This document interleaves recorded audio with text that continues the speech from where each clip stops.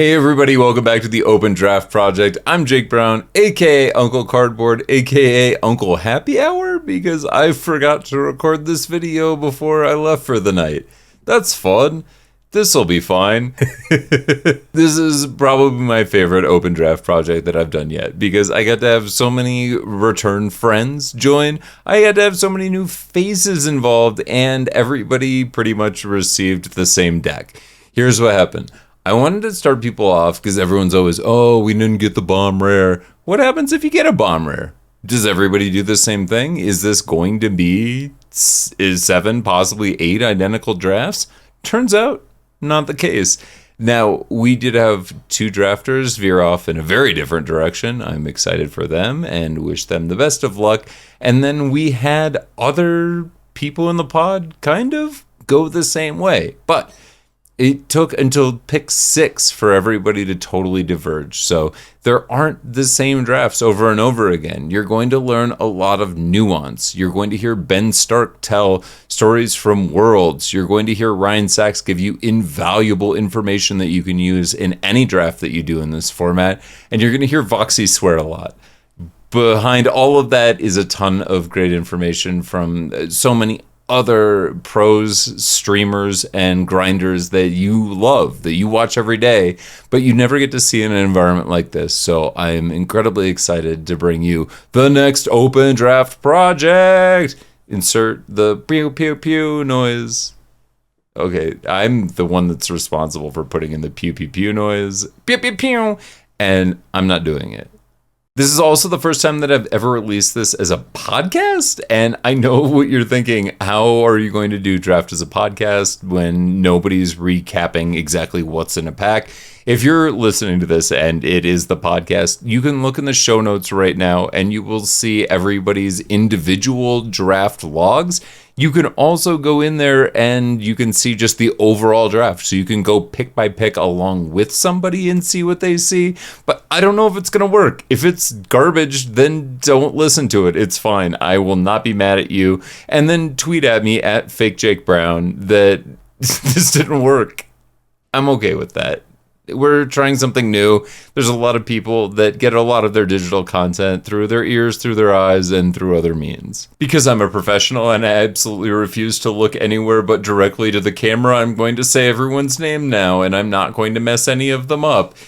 This week we have Ben Stark, Deathsie, Kenji, Luka, Kyle, Voxy, Ryan Saxe, and Sierkovitz, and I am so uncomfortable because I can't count to 8 in my head right now, but I think we did it. As always, I would highly recommend that you do the draft first. You go, click the link in the description, and try it out and see how you stack up. See which one of these drafters you most closely emulate, and see where you differ, and then come back and restart the video, because if you keep listening to the video, if you're doing the draft right now, there are going to be major spoilers very soon. Otherwise, let's get to the draft.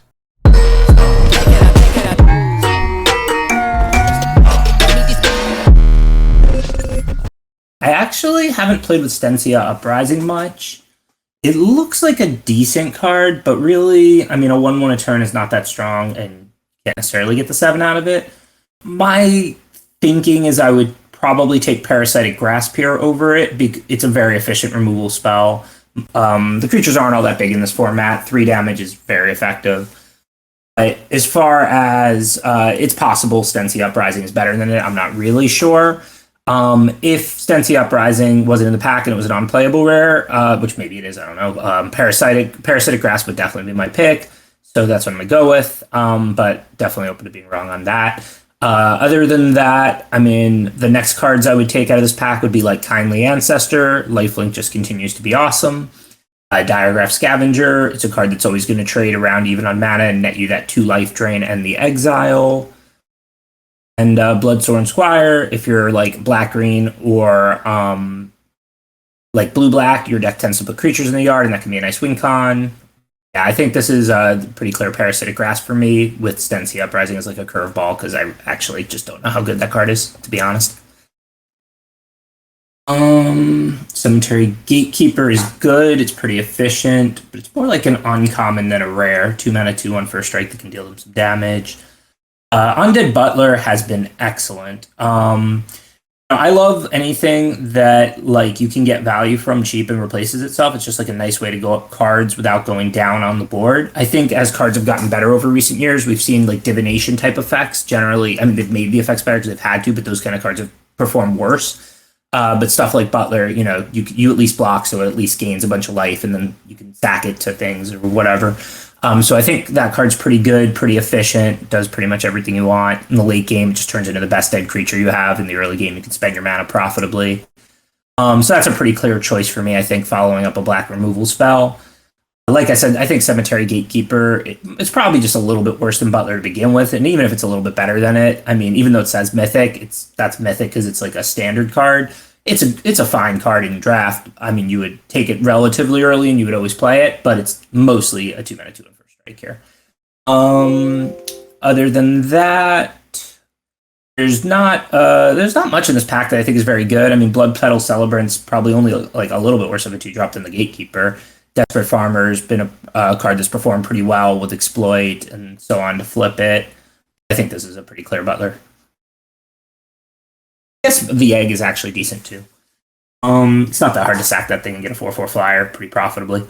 So Sigarda Summons is a really, really powerful card. If you have like a 2/2 and it gets or if you have anything that gets a +1/+1 counter, it turns into what, a 5/5 flying? I mean, that's incredible. Black doesn't really put counters on things that well. Green and white are the training colors that we can't go white or green-white from here. It's only pick 3.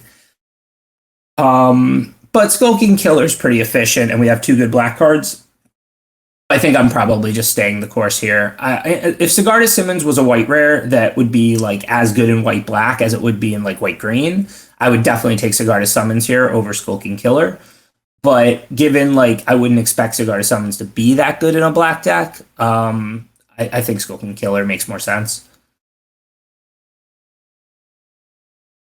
This is a pretty easy wedding security for me. I mean, even if you don't make a lot of blood tokens, you're not expecting to attack turn after turn, sacking token after token. So, like, if you get in one attack with that, it's a 5/5 that drew a card. Getting a second one, 6/6 that drew 2 cards.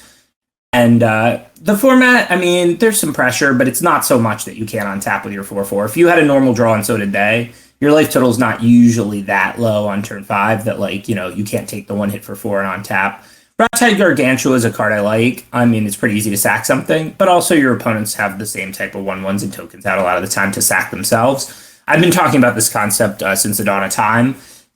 Edict effects, diabolic edict effects, are generally not great and limited because your opponents, by the time you're often casting them, have some like rink-a-dink creature that's not very valuable for them to sack.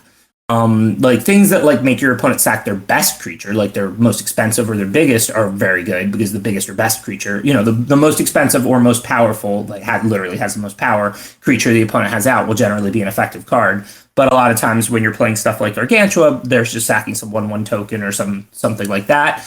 That's not to say Gargantua isn't good because it's a 5 mana 5/4 on its own, which is already like not good but playable. So it's certainly a card I'm including in my black decks. But I think Wedding Security has a lot more upside. And I don't think there's anything else from this pack really to even consider. I mean, I don't know what the next best cards in this pack are. Like, Circle of Confinement is a fine way to kill creatures that cost 3 or less, and Falcon Wrath Celebrants is pretty good. I mean, I think Wedding Security is, like, you know, probably the best card in the pack, and definitely with 3 black cards already.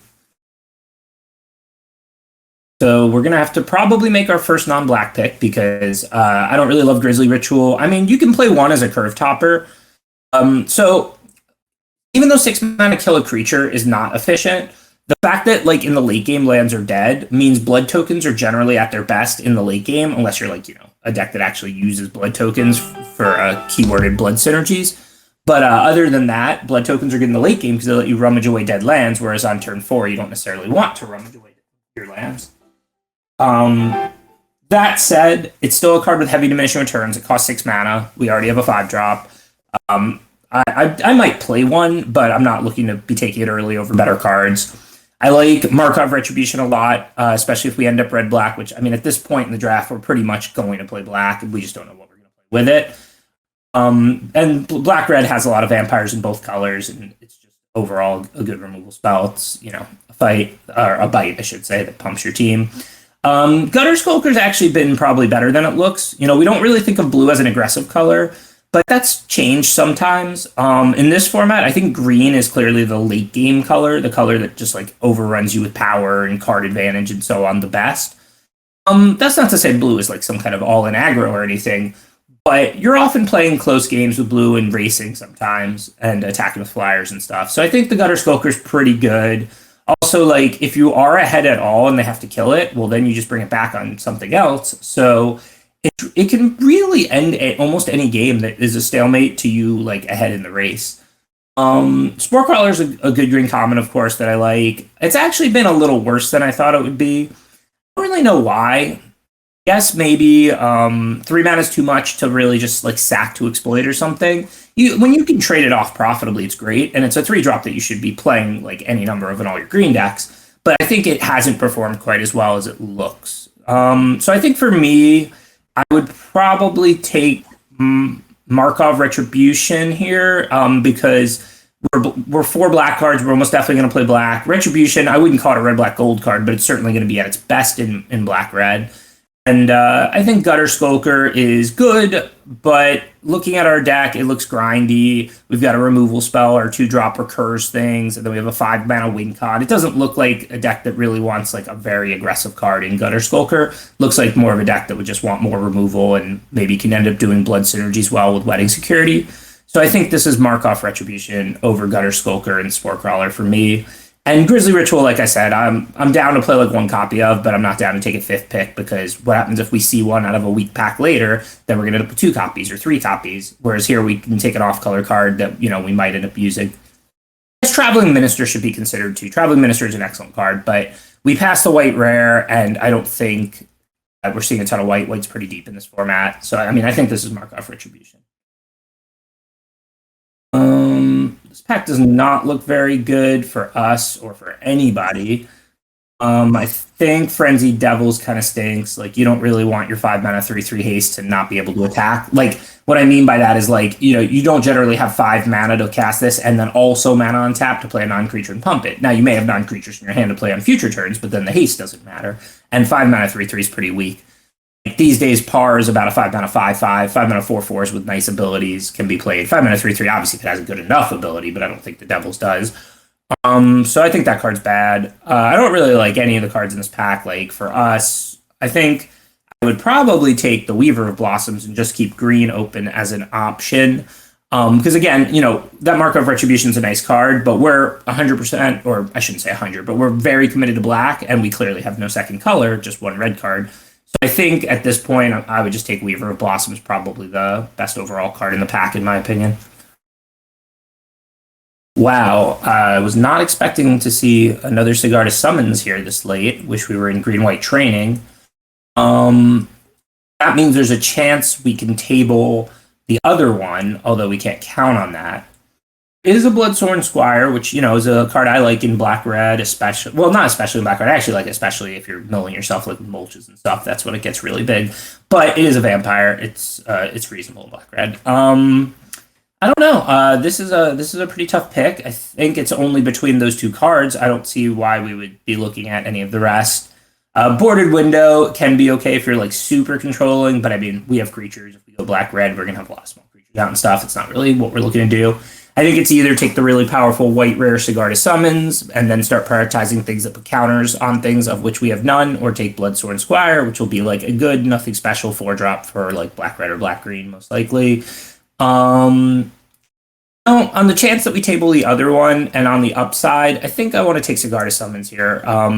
It is just an incredible card if you put counters on a lot of your creatures. And I know we don't do that yet, but we could still audible into green-white. We do seem to be seeing a little bit of green and maybe some white if the Summons is coming back anyway. Like, the people around us could be like, who are white, could be like white-blue or something, where they're not really that interested in the same cards as us if we go white-green training. And if we do get 2, then that's just incredible, and we can build around that. And if we don't, we can always just still draft black-red or whatever. So I think I'm going to take Cigar to Summons for the upside of getting the second here, tabling the second. This is a pretty clear Desperate Farmer. I mean, we knew we were going to play green white or something, then we could consider Unholy Efficient or Dawnhard Disciple or Scorpion for that matter. They're all pretty close, but we're still black and don't have a second color yet. So and Desperate Farmer's a comment I like a lot. Like creatures trade, you have exploit, even if you don't. Like I said, what do? Not attack or block. Like I think Desperate Farmer pretty much just plays as a 3-mana 4/3 lifelink. Aside from the fact that you can't just play your 3-mana 4/3 lifelink on turn 3 and then block with it or whatever. But it will flip at the course of most normal games of Limited pretty quickly and easily. The comment I've been quite impressed with. So Aim for the Head's like a sideboard card, not a card I'm looking to put in my main deck. We did end up green-white, both the Rural Recruit and the Millipede do counters. If we end up black-green, we're going to want the Millipede a lot more than the Recruit.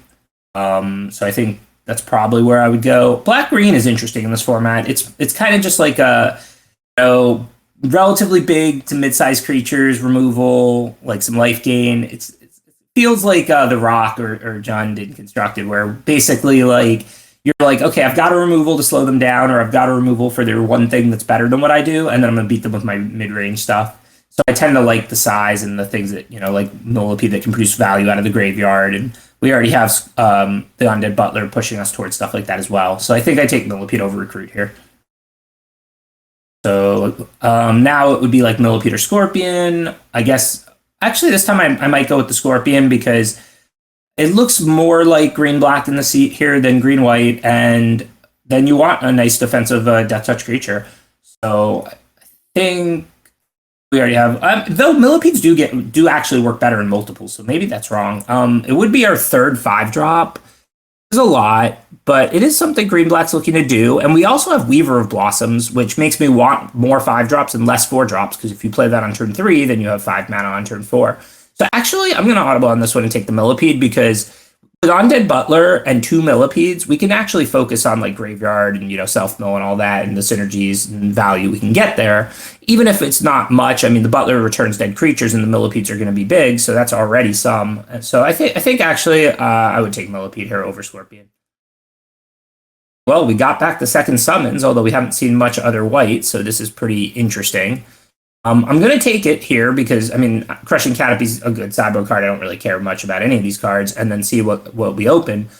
It's going to be hard. I mean, we didn't see a lot of white, but also I think Cigar to Summons is totally busted if you're a green-white training type deck. I mean, what you have to do is train a creature when it attacks, and then it immediately turns into a 4/4 flyer plus the +1/+1 counter, so like a 5/5 flyer, which means it can't be blocked and the game's pretty much over. So I mean, I think that card is totally busted. I don't know if we're going to be able to find green-white or black-white with a bunch of counters, but I mean, I'm going to try for the second one here. So now along those lines, I'm going to take the Unholy Efficient because it puts a counter on itself, turning itself into a giant flyer. If we do go green-white, I'm not going to care about the Scorpion. If we go green-black, I might miss it a little bit. Can Mariner. Bad Spirit's a color we're not messing with. Interesting spot. There's the 3 white creatures. I think Fleeting Spirit's the best of them. The Blink ability makes it really hard to kill, and the First Strike ability makes it really board dominating. That said, it doesn't do counters, of course, which Griff Rider does. Wolf Strike would be a nice hedge if at this point we're basically green-white or green-black. I mean, I didn't think we would necessarily get back the second summons. I mean, I could be wrong, but I don't think I am. I've had that card once or twice, and in 6 mana is not that much. You just play 17 lands, put out your creatures, train when you can, and then attack and train after you play the summons, and then you just win. That card is just totally busted. And while building around a one of Kenji, even if it's a 6 mana power card, because you'll still only have it, by around a little less than half the games, by turn 6 you've drawn 13 cards or so out of 40. If you have 2 of them, now you're going to have it in way over half the games. It's a really good card. So we could take Wolf Strike here as kind of a hedge pick because we're between green-black and green-white, or we could take Griff Rider or a Fleeting Spirit or something for our green-white deck. I think I like taking the Wolf Strike just because there's 3 white creatures, so even if we see ourselves as green-white, we should table one of the 3, if not more than one. And taking the Fleeting Strike or the Griff Rider could definitely lower the chance of that. And I'm not even sure which of those is better in our deck. Not that that's a reason not to take them because they'd both be good. But I think Wolf Strike, since I think at this point green is our most likely color. I think we're between green, white, and green, black, trying to go green, white now that we got the second summons. And there's 3 white creatures, so if we pass all 3 of those, they're all pretty solid. I mean, I'd be disappointed with the Panic Bystander. I think it's a solid third for us. And remember, this isn't like aggregate draft. Like, Panic Bystander is better than Griff Rider in plenty of white decks, just not the double Cigar to Summons ones. But in this case, I would want the Fleeting Spirit or the Griff Rider, and I think that there's a decent chance we'll table one of those if we take the strike, so I'm on strike.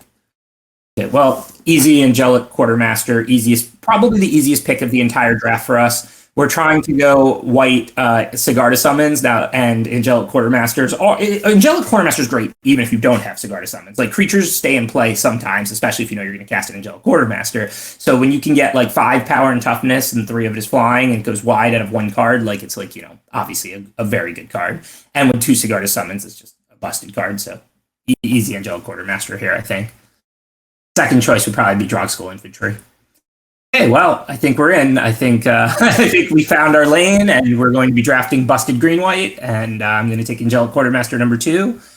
And I think at this point, Millipede's expensive too, even though it does counters. So we know we're green white, and we need cheap cards, and we're looking for everything that trains and everything that puts counters on things. And the black that we saw wasn't even that busted. We just started out black, so I'm definitely in on green white now.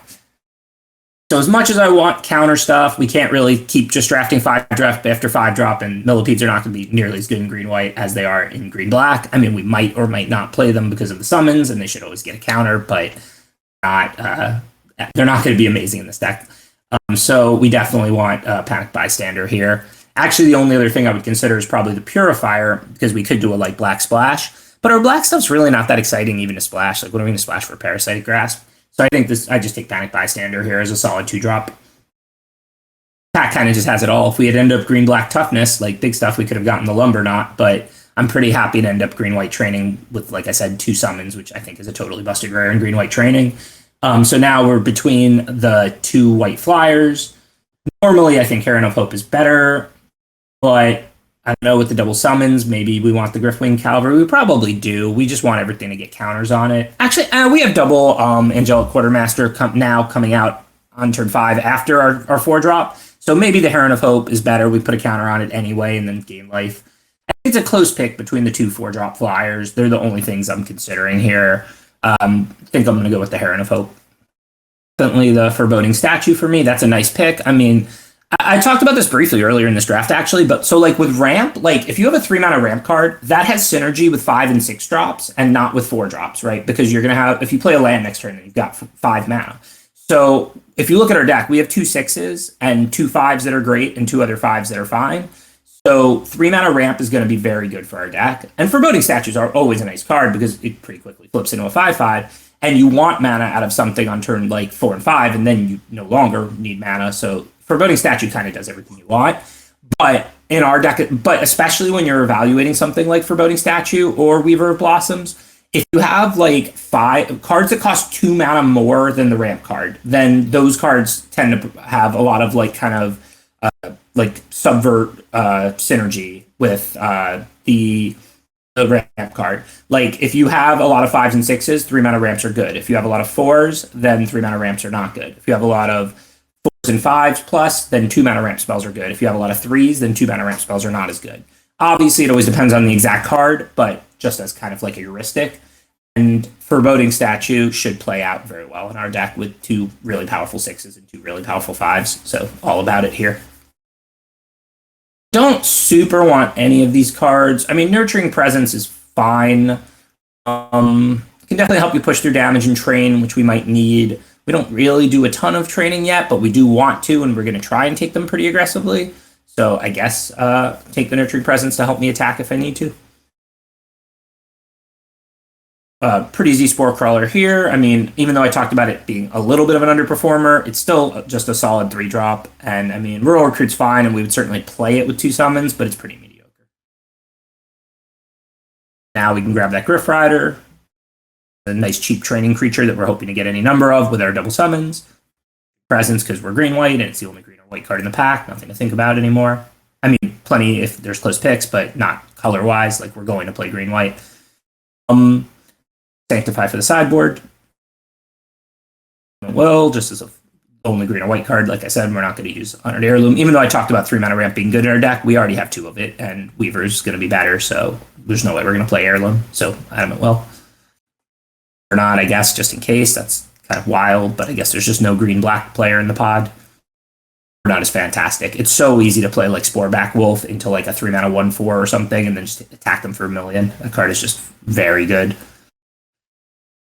Great pack for us. I don't see any green or white cards that are really exciting, but Kindly Ancestors, just a very solid playable card. And life is worth more the better your late game is. I know that's like intuitive, but you know, imagine you're in aggro deck and you started at 30. Well, if they stabilize, they'll just turn the corner on you anyway, right? Imagine you're the deck with the most powerful late game. Well, then if they can't kill you, you get to deploy your late game and win. So the point I'm trying to make is that when you have a white deck, you have a decent amount of ability to gain life in this format with Heron of Hope and Kindly Ancestor, and they're both going to be good cards. You're going to play them in almost any white deck. But if you're like a very aggressive deck, then those cards are substantially worse than if you're the one with the best late game. And with double Cigar to Summons, we're the one with the best late game. So give me that Kindly Ancestor. I think the Howlpack Piper's pretty good. If you don't get to untap it, you just put something in place, so you're not casting something, then it flips and you put more creatures in your hand, and then, you know, maybe you can double spell and flip it back, and it'll flip again and you'll get more creatures. I'm not sure if it's better or worse than Sigarda's Imprisonment. I think that's pretty close. I think I'm going to go with the Imprisonment because of the 2 green cards, and we actually wouldn't mind the Royal Recruit because we do want the counters. But I'm not sure if this pick is off and Howlpack Piper's like better than Imprisonment or enough better. But this format has felt like removal has been some of the best it's been in a long time, and Sigarda's Imprisonment is a very efficient removal in that like you can pay 3 on turn like 4 or 5 to keep attacking or blocking, and then in the late game when you have extra mana, you can exile it and get a blood token, and that's when you want a blood token because that's when you can rummage away dead lands. And so especially with 2 green cards that I would play, I think I definitely want to take the Imprisonment so that I can hopefully table the Rural Recruit or the Howlpack Piper if I'm really lucky. The Pack Song Pup is a card that can be really busted if you have a lot, but not if you're like, you know, only have a few, then they'll kill the one you drew. It does do counters, and it is a 2-drop, so I'm definitely interested. I don't think we're going to have too many wolves and werewolves that we're going to play. I mean, we have Hand Mariner. That's about it. So I don't think we can really make use of that. In that case, I think it's probably just Wolf Strike. Sawblade Singer is... I mean, there's some zombies, but unless you're fighting off a 2/2, you're losing the slinger, and then that's not very exciting. And there's not that many artifacts. Again, there's some.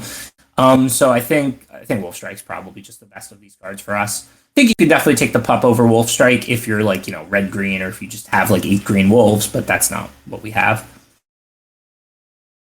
Well, we can only play so many 5s, so I mean this has to be Dawnheart Disciple, just even if we have to fill in our 2-drop slot with a mediocre card. I'm pretty disappointed with this pick.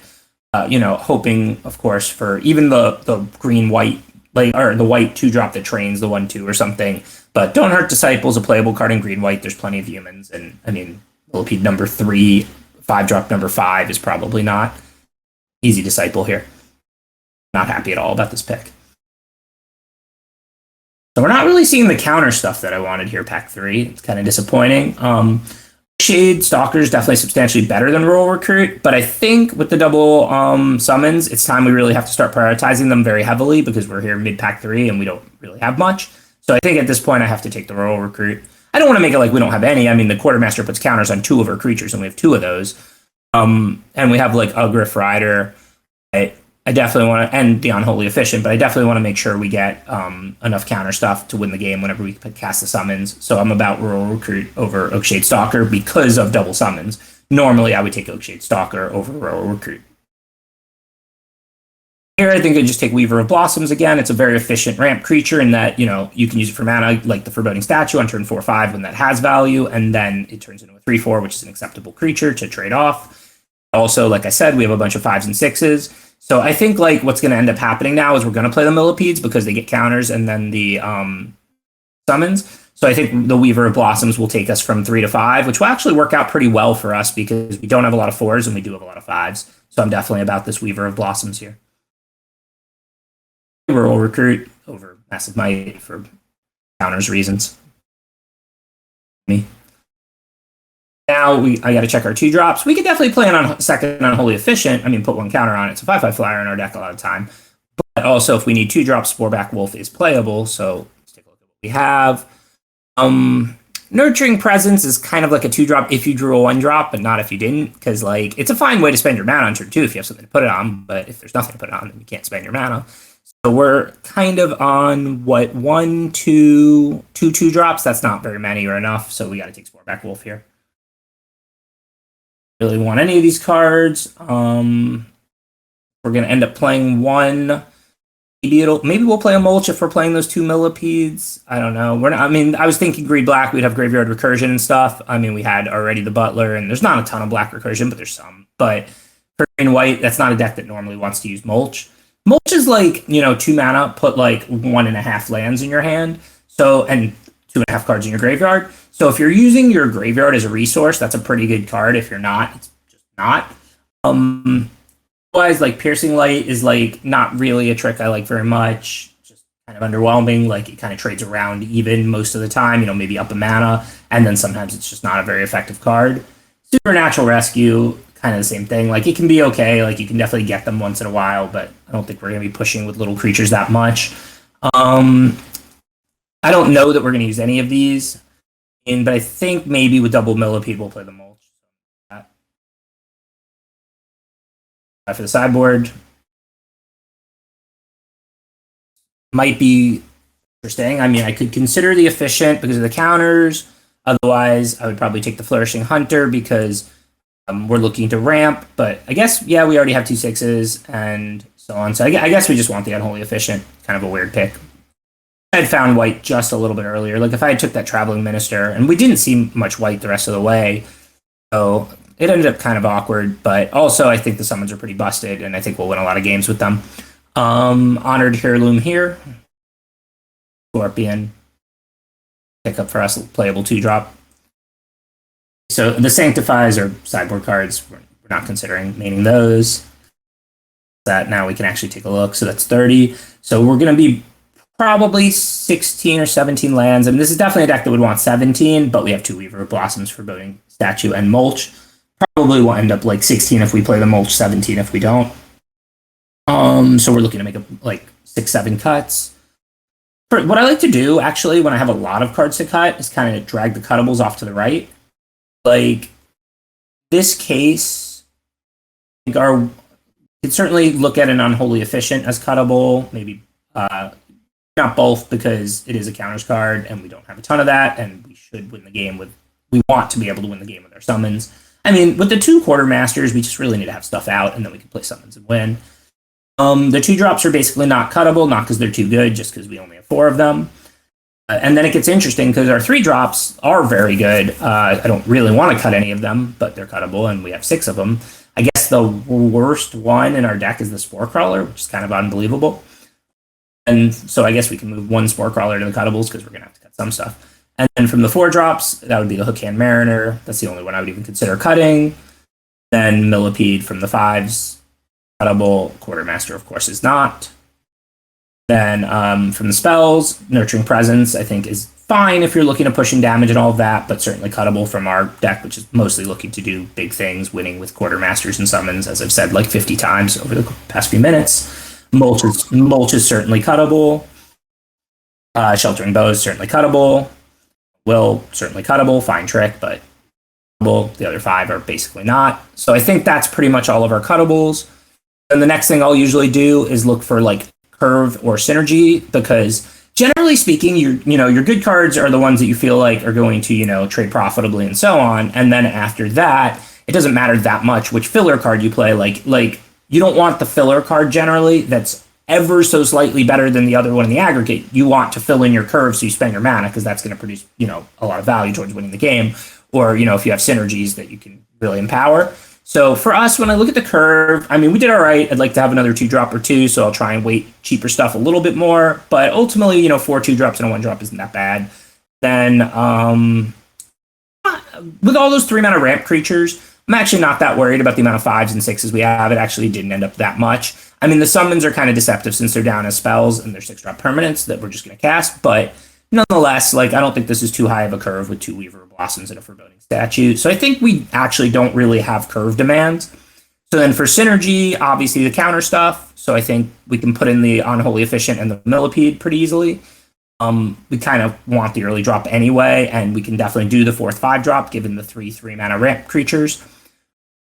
After that, if we cut the rest, that's 1, 2, 3, 4, 5, 6, 7. That might actually just be right. If we play the second Millipede, do we want to play the Molten 16 instead of 17? And we want 9 green sources because we have the Double Weaver, which are green fixers. So have these double white cards now. I kind of just like 9 Forest, 8 Plains. I think I'm cutting the other 7 cards there and just playing this. Thing is, we want little bodies out in this deck, but we can. So firstly, we can train we can train in general and stuff. Not that little bodies help you train your training creatures, but just in general, what we're looking to do is basically have little bodies out so that we can put counters on them with these quartermasters. Because if you have to trade off all your creatures, like let's say like we're under pressure and they play 2 drop, 3 drop, 4 drop, and we're like trading mostly, maybe we can take 1 hit and untap with 1 creature, but we want to have 2 creatures out when we play quartermaster so we can get both counters. So that's why you want to prioritize something like 1 drops and 2 drops, like considerably higher when you have something like Quartermaster, because you won't necessarily have to trade those off. They can sit there and then receive their counter. And like, you don't want to go too far with trying to make bad cards good in general. Like playing a Quartermaster and having a bunch of garbage out and being behind on board is not going to always produce a win. But if you follow that up with a Sigarda summons, then it is.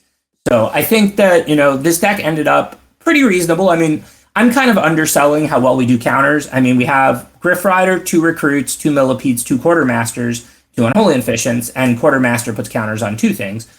That said, there's a lot more efficient training creatures that I would have liked to have picked up. More Griff Riders. I forget what the 1/2 white creature's called.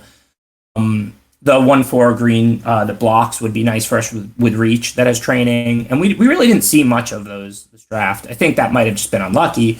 I mean, we since we got the 4 mana 4/4 black green gold card like 14th pick pack 2, I doubt anybody was going that far out of their way to take the 1/4 green Reach creature with training. Just defensive green creatures. We probably just didn't open them in this pod. That said, I think this deck should be pretty good. We have enough early stuff to not get run over in the ramp and life gain, and then we should win. As I've said with these summons, I do think it's a busted strategy. I mean, like I said, it's not like your creatures have to connect to get their counters. They just have to attack, and then they get lifted immediately. And I mean, 5/5 flyers end games. So I think this deck's pretty good. Not sure that I could have really drafted a better deck in this seat, but I think our deck could have been better if I would have took that Traveling Minister and maybe another white card pack 1, especially if it would have produced like, the ripple effects of us seeing more white in pack 3, which it might have. We can't really know. Overall, I think green-white is where I wanted to find and build around summons. It's actually, people often ask, like, when do you jam on a build around or when do you stay open, since I'm kind of known for, stay open drafting. And it's really about navigating the waters. Like, I didn't take the first Sigarda summons because we already had a black deck. It was pick 5. I had no reason to believe we would get a second, right? But then a couple picks later, I saw the second. I'm like, well, we'll probably table the first then because if somebody was going to draft green-white summons training around us, then they wouldn't have passed us a Sigarda summon 7th pick. So, and that's not guaranteed. Sometimes I take that one summons and then we don't get the second and then we don't draft green-white summons. Actually, but like, it's about opportunity cost. What are you taking it over? And then how much upside is there if you get there? One of the most busted decks I've ever drafted in a Pro Tour was a double Burning Vengeance deck that I 3-0'd the second draft at Worlds with in 2011. And it kind of went the same way. I like opened a Burning Vengeance. I think that's what it was called. The one whenever you cycle, you get to deal like 2 damage, or not cycle, flashback or something like that. And kind of went the same way. I took like a red removal over it, but then I got passed an additional copy of it,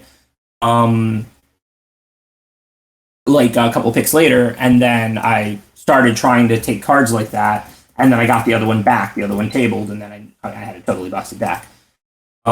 So anyways, little bit of old school history there. That was like 2011, so don't mind me if I said the wrong card name or something, but I'm talking about the one that like whenever you play like a flashback card, it does too.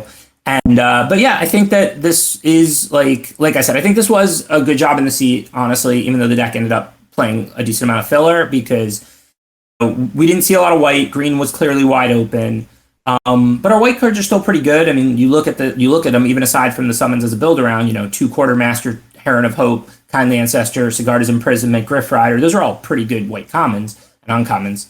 The problem is just we happen to not see like the 2-mana 1/2s that train when they attack, and we happen to not see like the 3-mana 1/4 green that trains, the reach one that I talked about a bunch.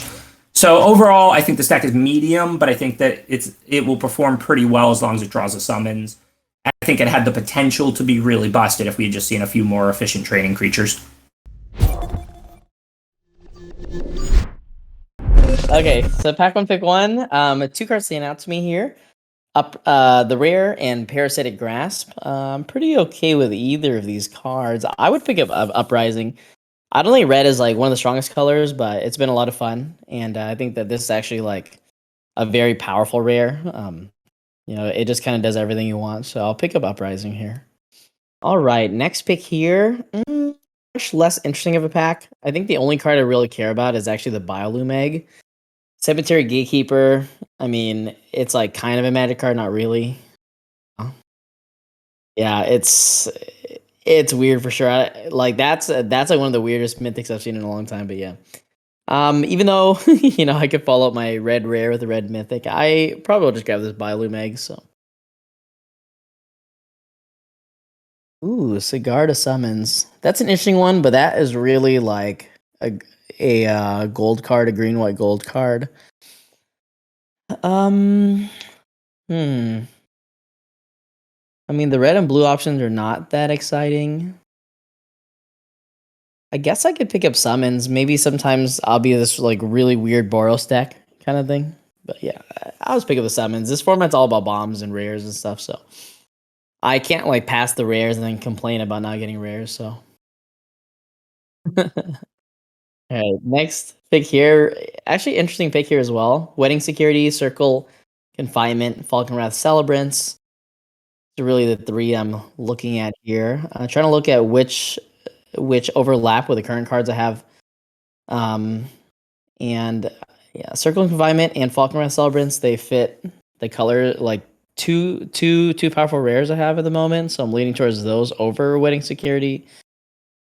I probably will just pick up Circle of Confinement. I feel like it's not that disciplined of a pick, but yeah, just pick the higher rarity stuff. Screw it. I'm not that interested in any of these cards. I mean, there's a Traveling Minister. I think that's fine, but unless your deck really cares about attacking, I don't think Traveling Minister is like that exciting. You know, like Cigar to Summons decks kind of care about attacking, not really. They care more about surviving until Cigar to Summons. But yeah, I mean, I'm not that interested in any of these other cards either, so I will just pick a Minister here. So at this point, I'm still leaving myself open to like some sort of multicolor deck, and what I mean by multicolor is like 4 or 5 color deck. Yeah, it will just depend on what we see here. This pack is like pretty miserable. No real overlaps with anything here. Undying Malice gives a counter for Cigar to Summons, but I don't know how valuable that is. I mean, there's a chance I'm green and white still, I guess. I guess I'll pick a Weaver of Blossoms here. Oh, well that's interesting. All right, well, we're hard committing to Cigar to Summons and token and counter stuff. So yeah, I mean, like, so the Cigar to Summons here, it is kind of a double-edged sword. It is a blessing and a curse. It gives complete direction to what I'm trying to do, because if now it basically anything with counters is just good enough, but it's also locking me in to maybe a strategy that is not the most exciting or whatever. But yeah, second Cigar to Summons feels pretty nice here. All right. Well, Unholy Officiant does say +1/+1 counter on it, but that one's kind of expensive. Though I basically never need to arm the Cathars, because if this deck pans out, I have double Cigar to Summon. So I will pick up the Officiant. I've not put the card in a Magic deck yet, but if there's a deck for it, it's probably this one. So. Right. Rural Recruit says a counter. So does Millipede as well. Probably gonna be Rural Recruit. I think that's just a better defensive card. Millipede comes down a turn later. little bit more susceptible to, disruption. Rural Recruit is nothing special, but it has the potential to be special in this deck. So another efficient Millipede and Late to Rest. Late to Rest, in my experience, is a card that actually just does not do anything. It's pretty cool in concept, but the games never play out like that. Like your green white humans just like don't die. Games are being decided by like evasive threats and just not really about humans dying. Say like maybe a core set would feel, for example, but yeah, probably just Millipede. I think Millipede is actually cheaper than Efficient. It kind of gets the ability without having to pay for it. You just like pay up front. So I probably will not be playing any of these. I guess just grab the Canopy. Actually, let's grab the Survey. But yeah, really not gonna be playing any of these. I guess technically the Canopy should be the pick since it's best of 3. But yeah, whatever. Okay, the Efficient seems good. Right, let's pick the green card here. It's a fine curve filler. It doesn't get counters, so hopefully it doesn't make the final deck. But yeah, all right, Bloody Betrayal. All right, really interesting pack 1. I honestly think that pack 1 went exceedingly well with double Sigarda summons and being able to pick up a decent amount of counter stuff. So we're not 100% green yet, but basically like 80% green, just because green has a lot of counter stuff. So okay, so here Griff Rider and Wolf Strike are probably the best cards, but I probably still just pick this Panic Bystander. I think the card's it's like one of the better 2-drops. Does a lot for a game plan, just buys us time until Sigarda summons. So pick up the Bystander, try to wheel one of the other ones. I can see Wolf Strike being the correct pick, but yeah. Okay, so this next pack, very happy to pick up Quartermaster. That's exactly what this deck wants. That's like almost all the top end that I need now. Just 2/5 drops, double Sigarda summons. Everything else, preferably, would just be low end stuff. So curve out, attack, and then if we're not attacking, just hope to stay alive until Sigarda summons. So, another Quartermaster. It must be Christmas here in Innistrad. Very happy to pick up another Quartermaster. That's actually insane. Like, this deck is already insane. So really, really happy with that. Another Bystander. So like if the deck were weaker, there would be some consideration to like splashes this Purifier, for example. I don't think this deck is going to need that. I think I just pick another Bystander here and just be pretty happy with that. All right, Cavalry does counter stuff. Heron of Hope is just like a really, really tanky white card. That card is like, I don't know, if like red decks can't kill the Heron, they basically can't win a lot of the time. But yeah, still pick the Cavalry. I think like Cavalry has counter training stuff, but I could see this pick being wrong because Sigarda Summon gives flying. But yeah, it's probably still pick the Cavalry. Like the Heron of Hope is probably the more correct pick here, but nothing that I would play here. Nothing that I would splash either at this point. I think that we have like enough playables to just basically force green and white from here on out. I'm basically never playing Nature's Embrace. I might play an Honored Heirloom sometimes, I think. Yeah, I'll pick up Honored Heirloom. I think the second ability of it is quite relevant in this format, so. All right. Can pick up this Crushing Canopy for the board, I suppose. All right. Rural Recruit can get a counter with training, so I'll probably pick that up over Spore Crawler even, yeah. With double Sigarda summons or just anything with a counter is just like way too valuable. So Griff Rider seems okay. Witch's Web, only card out to play here. I guess Sanctify for the board, yeah. Like at this point, I'm never going to be splashing the Waltzer even with mana fixing because I think it makes the deck weaker. So. All right, very happy to wheel this Millipede. Again, just enters the battlefield with counters for Sigarda summons. All right, Waiting Invitation. Well, this escort is actually quite interesting because well, a deck that cares about counters. Kindly Ancestor is also just a fine kind of roadblock, mid-game roadblock, and then we have Piercing Light. Yeah, I mean, Escort is probably just not that necessary, I think. I just pick up Kindly Ancestor over the Piercing Light. I'm not exactly sure, but yeah. Halpack Piper. Thing about this card, I mean, I guess I could still like play Millipedes off of it, just fine. And then there's also just the Imprisonment. I think at this point I just pick up Imprisonment. Again, I just want to be surviving until Sigarda summons, so let's pick up Imprisonment, try to wheel the third recruit. Axong Pop. I have a Weaver of Blossoms, and what else do I have? I have the Hookland Mariner, which I'm trying to not play, but and there's also just a Wolf Strike. I think I'm supposed to be picking a Wolf Strike actually. Yeah. Just pick up the Wolf Strike over the Paxong Pop. I think the Pop is fine as well because it gets counters, but it's relatively difficult to get counters, and I don't even want to be playing the Mariner if I don't have to. It's basically just a Millipede or a 2-drop. I feel my curve is actually fine, and Dawnhard Disciple doesn't do much because again, our deck doesn't really care that much about being aggressive. I think I just pick up another Millipede here. Like these Millipedes get better in multiples, and it's just fine. I'll just play like 5 or 6 5-drops, whatever. Another Rural Recruit, huh? Okay. I mean, there's Rural Recruit, and then there's also Piercing Light. Really not sure. I think it's still just Rural Recruit.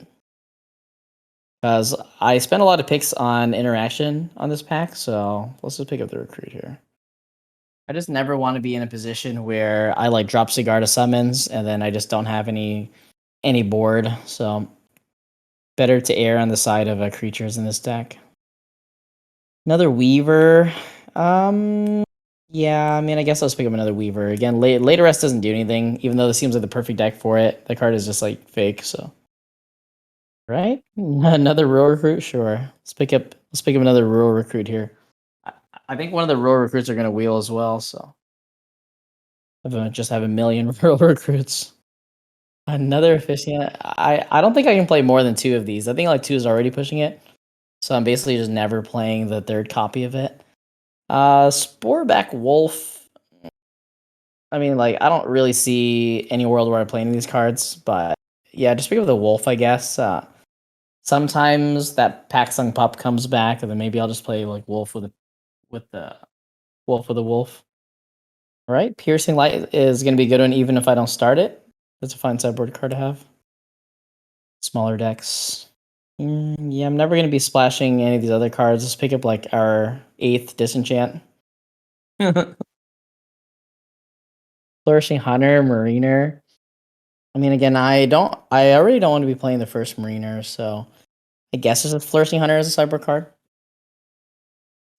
Some world we need more life gain or something. I've got no idea. Just grab the uncommon, I guess. Witness the Future. Yeah, just grab like Flame Breather or something. Okay, and then Laid to Rest for the sideboard, but there's basically no matchup where Laid to Rest is good.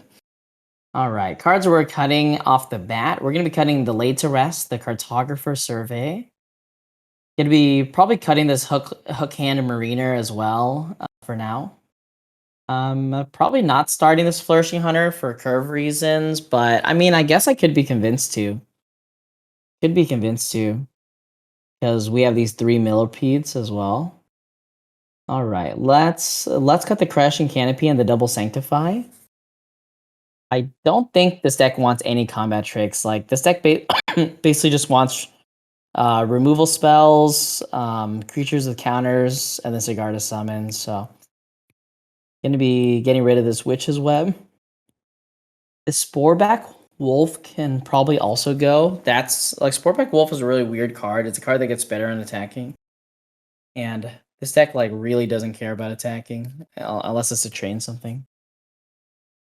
All right, 26 cards. I think here with this deck, I want to be running 17 lands with a double Weaver of Blossoms, and that should smooth everything out. So 3 cuts here. I kind of want to cut Piercing Light. I don't know how correct that is. But yeah, I think I'm okay to start by cutting that. Griffin Cavalry is a really weird card in the stack. I mean, it gives us kind of an alternate win con of just attacking with millipedes and flying them, but I don't know how likely that's going to be, especially since we have double Sigarda summons. Like, we always find Sigarda summons. Thing. And then these efficients are kind of weird as well. Really only good with Sigarda summons. But the thing about Sigarda summons is it doesn't give your creatures vigilance, so having a vigilant counter thing is kind of interesting, but yeah, okay. So cards I'm looking at a cut, Griffwing Cavalry, Griff Rider could technically also be cut, and then these efficients, and basically nothing else can be cut, I guess. Traveling Minister probably can't be cut either. Traveling Minister helps us continue to train our units. For example, sometimes Rural Recruit, it's really hard to get that card over like a 3/3 because, well, outside of the millipedes, like there's really nothing that's big enough to train. So Traveling Minister lets us train it one more time at least. So yeah, quite interesting actually. I think what I'm gonna do is I'm gonna cut a Griff Rider, and I'm probably gonna cut one of the efficients.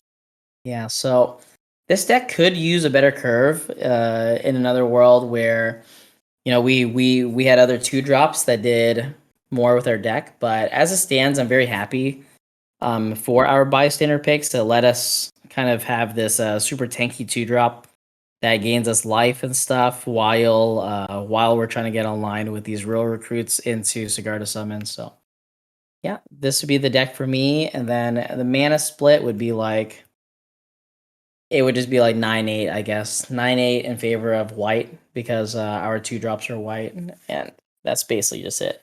I'll be very interested to see how many decks just end up looking like this. I mean, I don't think people rate Sigarda summons very highly, but like that pack was also just not that much there, I guess, in terms of direction. And then double Sigarda summons, obviously a high roll, but that's magic, I guess. So. Okay, so the cards that I'm seeing here are Stensia Uprising, Parasitic Grasp, and that's kind of it. I like the Scavenger, I like the Ancestor, would be happy with those a little bit later, but it's just between the Uprising and the Grasp. And I have been impressed with Uprising. I thought it was gonna be fine, but it's extremely easy to get to 13, and then 7 damage can just end the game, or, well, it basically removes anything. So I would go with the Uprising here. One of the big reasons is because, well, if I take the Grasp, somebody else is gonna be happy with the Scavenger, and I guess people like the Squire for whatever the reason. I know that nobody's gonna think of the Squire and aim as signals, where in Arena or on MTG Online or in your local game store, people are gonna see a few black cards late and they're gonna say, oh, black could be open. But still, I'm gonna go with the Uprising. There's really nothing in the red that anybody can take, and I do love the card. I think it is maybe a little bit better than the Grasp, but even if they were the same or Grasp was a bit better, I would go for the Uprising to cut that red, and it's a beautiful card. Okay, so what do we have here? Gatekeeper. Great constructed card, I don't care that much about it in draft, but I mean, 2 mana, 2/1, first strike is always fine. On the blocks, on the attacks. We got the Celebrant, that's, well, better on the attacks, I guess. If you're super aggressive, the Gatekeeper makes more sense, but it can hurt you.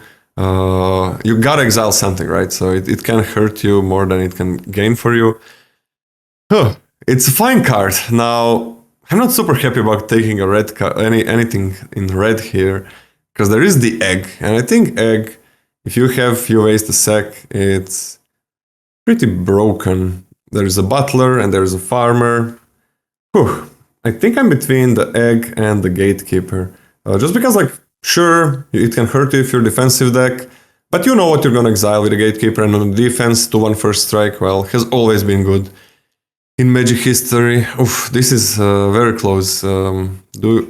I don't know. The Egg is much better than the Gatekeeper, just much better, I think. And there is no knowing for sure if I am gonna be ending up in red, so locking myself in one color might not be that good if I'm gonna get, well, good blue cards later. But the thing I really, really like in this format is staying in one color if it's possible.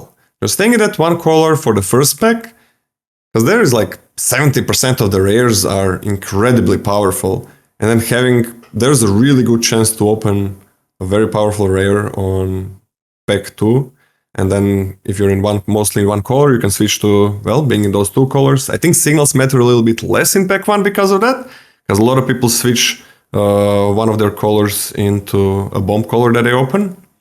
This is hard. I think I'm gonna go for the egg.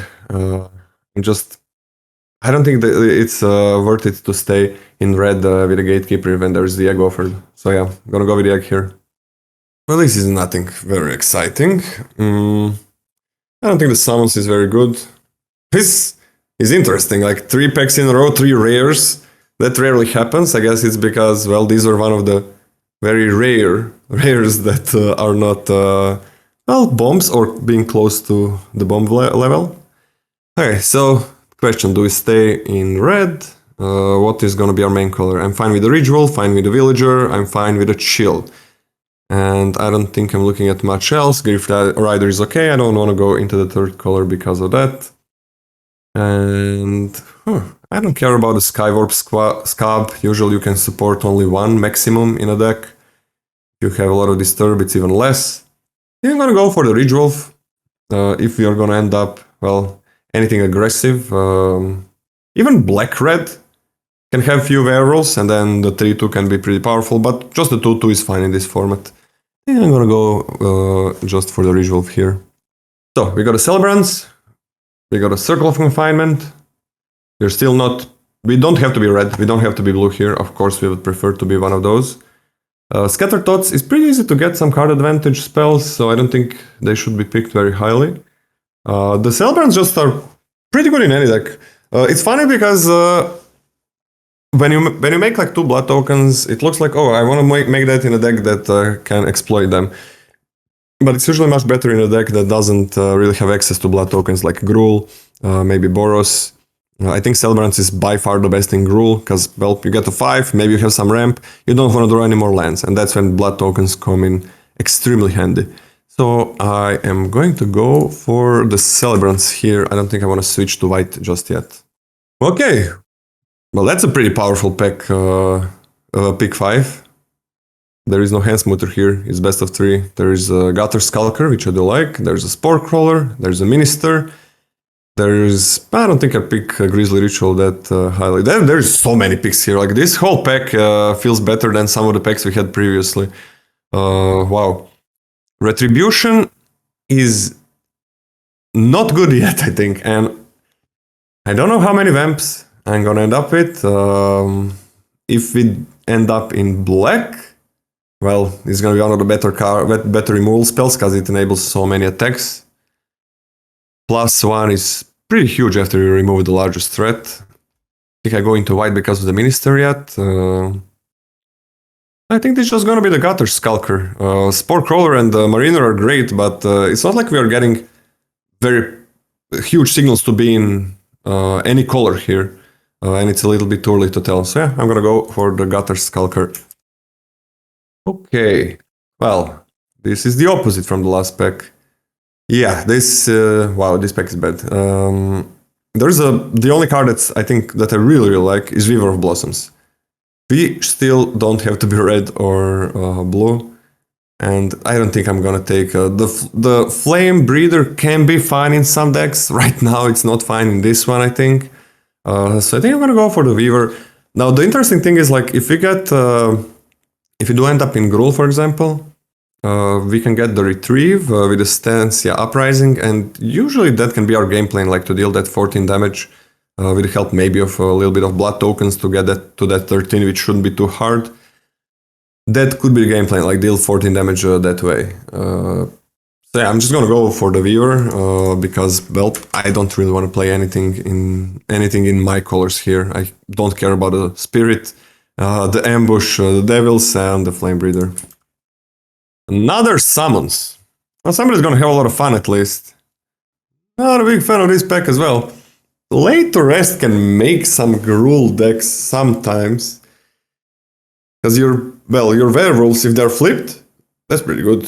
It's night, they have better stats. If they're not flipped, well, Late to Rest can get use some card advantage. Sometimes I like that as being kind of a top end in my Celestia decks, but it can work in Gruul. Still, I think I would. I'm just going to go for a Bramble Armor. It makes even more sense in Gruul. It's much better in this set than in the previous ones. I think a lot of people think it's training. Sure, that helps a little bit, but there's a good number of big buts, and there is not that much use of your mana late game. Like in the previous set, we had what? Infinite Flashback, Disturb. Everything was using mana. You didn't want to have any 5 drops or 6 drops in most of your decks. Here, there is no flashback. There are blood tokens that help you get rid of lands. So, Bramble Armor works well in a lot of green decks that don't have a very good way of using mana. So yeah, gonna take the Bramble Armor. Not super happy with this, but it's pretty late. Okay, last pack before the wheel. Wow, what is the farmer doing here? Whew. Jesus, okay. There's also a Throng and a farmer. And these are, compared to the previous pack, like, these are signals, I think. Throng, maybe not that much. You don't even play it in every single blue deck. I mean, I'm basically always fine playing 2, but it doesn't have to be a high pick. What is this farmer doing here? I don't know if you're going to be wheeling a lot of black because of it, or if there was maybe 6 black cards here and then people don't value it high enough. The safe picks are probably either Disciple, because we are getting... I don't like the Scorpion. Because we are getting kind of okay green cards late. And Throng, I think we are getting more signals that we should be green. So I would go for a Disciple. And all the werewolves are humans as well. We really do lack tricks if you're going to end up in Gruul. So that's one thing to note. But yeah, I think I'm going to go for a Disciple. It's very close with the Throng. Okay, so the first wheel pick. Yeah, seems like the black cards were taken. What was that? I think there were like 4 black cards here. Well, there's only one thing here. I think it's the recruit. I don't care about anything else. Not sure if I want to play 2 Bramble Armors. Some decks could support it, maybe from the sideboard. But yeah, let's just get the recruit, 2 bodies. If we are going to end up in the Gruul deck, that it seems like we are, but who knows? Not sure what we are going to get on the wheel or in the next pack. A lot of tricks make recruit even better. Sometimes you just need 2 bodies to get back in the game, so that's fine. I don't care about Millipede there or the Bramble Armor. Blood Betrayal. If we were maybe into EZ, sometimes you get enough exploit to play Blood Betrayal, but it's like we're not getting anything in blue. There was that late Throng still. We could use 2 drops. We definitely could use 2 drops if we end up Gruul, but I really don't want to play a Scorpion in Gruul. Just in case, I think I'm gonna go for late rest. If we are gonna have a ton of... well, we have humans already with the Stancy Uprising, so that kind of combos well. And if we get a lot of werewolves, they don't even have just to be... they don't need to be humans. That could be our top end. I'm still very concerned with the lack of tricks or ways to push the damage, and the lack of 2 drops. But I think later rest is the pick here. Has the highest upside. The other 2 I don't want to play in my Gruul decks. I usually don't want to play late to rest, but it's still the pick, I think. Okay, that summons Wield. Now we care about it. Yeah, seems like yeah, this usually the way that things are gonna wheel in a high level pod. Like these rares that even in the right deck aren't anything that special, but sometimes you just need them, or you accidentally made the perfect summons deck, then you play it. I don't think you build around it that much. Only once I had a summons deck, and it was a perfect card for it, and that was one time, and I drafted Celestia a ton of times. I think I'm just gonna go... It is between that and the Canopy, right? We don't care about the ambush, we don't care about the service. Service is unplayable, in my opinion. So Canopy is fine in the sideboard and sometimes fine in the main board. We don't have anything in white. It's gonna be very, very hard to make summons do anything, even if we go into Celestia. So I'm gonna go with the Canopy. I'm okay with mainboarding it sometimes in green, blue, green, red, green, white. Well, green, black as well. Anything green. Okay, don't care about Embrace. Let's take the Scorpion for whatever the reason. Maybe we get 4 Wolf Strikes or something, and maybe we know that we are not going to be aggressive enough. So yeah, let's do that. Wow, what happened here? Okay, well, wow, this is Jesus Christ. Spore Crawler and the Mariner? What the hell happened here? Let me see our curve. Ridge Wolf, Disciple, hopefully not the Scorpion. Then we have the Weaver. And then we have Uprising, probably not Later Rest. That's not even a 4-drop really. Recruit and 5-drop with a Celebrant. So, Mariner makes more sense in the deck because of, well, our 2-2-drops are probably our archetype. We could make use of werewolves, but mostly because it's a human. It makes sense with what we got so far, but we could... This is weird, because we could use a 3-drop more. It's usually the 3... in this set, like, I don't know how many times it happened where I didn't say, Jesus Christ, I have so many 3-drops, can I even play all of them? But at this point, we could really use a 3-drop. I think we're gonna go for the Crawler instead of Mariner. And I do love the Crawler.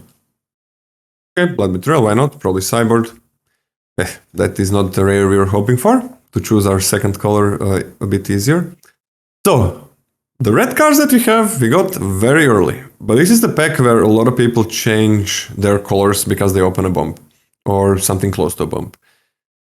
But Volstrike is just perfect. We saw green being incredibly open. Again, that could not mean that much. In most sets, that means a lot. Green being that open. Here, it's important, yes, to read the signals in pack 1, but if anybody opens anything incredible from their rare in green, they're gonna easily switch. But still, this is Volstrike, we know our signals, it's the best card for us in this pack. We are not white, I do love the bystander. Blue just dried up completely. So even though we got that early egg, which is one of the best uncommons, I think when you play egg, either opponent really wants to remove it, and you already scryed to, so that's great. They're removing a 3-drop, that's scryed. And if you sack it for any value, it's usually getting you very close to winning the game. It's also reach, for some reason it's unblockable in the late game, so yeah. We are taking the Volstrike here for sure. Oh, just 1 second. Yeah, it's removal, it's interaction that we really need for this deck. So yeah, let's get it and see what's next. Alright, Quartermaster, probably the most powerful card here. I think we are off the blue train. Black and white seemed really closed in the last pack. Is Witch's Web gonna will? I think there's a huge chance that it will, just because of the signals that we were getting. We could use a 2-drop. Blood Petal Celebrant is a good 2-drop, so let's just get it. And I think we are mostly into Gruul over here. Hopefully that trick wheels, I think that's important. That's a second Quartermaster. But that's a first Abrade. Nice. We're getting interaction, we're getting early game. This pack is providing. Unfortunately, I kind of want to see more powerful cards in the first 1 or 2 picks. Even good commons and uncommons early are not the best sight to see because of so many rares. You just want to have at least one to get. So yeah, let's get the Abrade. Gonna be pretty good. We're still looking for tricks. Hopefully we'll that web. Alright, so we got a Celebrant and we got a Sporeback Wolf. Well, we got nothing really that interacts well with the Wolf. We have the Hungry Ridge Wolf, which is fine. Green is very open. I think that Wolf has a very high chance of willing. We are gonna see if people opened those Bomby green cards very soon, depending on what the green cards we are getting. The Bystander, oh, that's a lot of Bystanders coming here, and I think it's a very, very powerful 2-drop, one of the best I ever saw in any set on common and uncommon. But I think we just take the Celebrant, maybe we'll the Wolf, maybe we'll the Knife. I think Knife is very good in Gruul, even though we have some blood tokens now, but yeah, you don't want to play any lands after your 6th one, maybe 4th one, maybe 5th one, sometimes 4th one, even if you have 6 drops, because you have maybe a few creatures that ramp and that are still fine because they're werewolves and humans. So yeah, let's get the Celebrant. And now we have a fine early game. Oh, from this direction we are getting some white. I'm looking at the Heron and Adamant Wheel. I don't really care about the Cavalry. It's kind of hard to train anything with 2 power in most white decks. And spending 2 mana to make anything fly, even if this becomes a 3/3, it's kind of slow. I much prefer the Heron over that.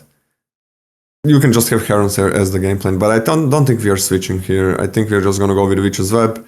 I'm very happy with getting tricks. So what do we have? Celebrant, Ridge Wolf, Disciple. So that's 1, 2, 3, 4 2-drops. I don't care about a Scorpion. Okay, we are getting much better in our early game and in the ways to push the damage. So this is pretty fine. Okay, nothing crazy here. We got that Bearer. In this deck, I don't care about the Flame Breather. There is Heirloom that I don't care about as well, but it's fine to take if... this is best of 3. If this is a high level pod, so the deck should look a little bit weaker than what you get anywhere else, unless in a high level tournament. So Heirloom and cards like this in a sideboard could be really nice because a lot of decks are not extremely focused, like extremely focused aggro, extremely focused grind or whatever. They're good, but they have more filler cards than you would see in your Arena or MTG Online draft. So Heirloom can lock things down some decks, because the games could take a bit longer, but I would never take it here. Let's just take the Impulse, and I'm fine with 1 Heirloom in the sideboard if we get it later. Okay, so what do we have here? Crushing Canopy, Bows, and Epicure for our colors.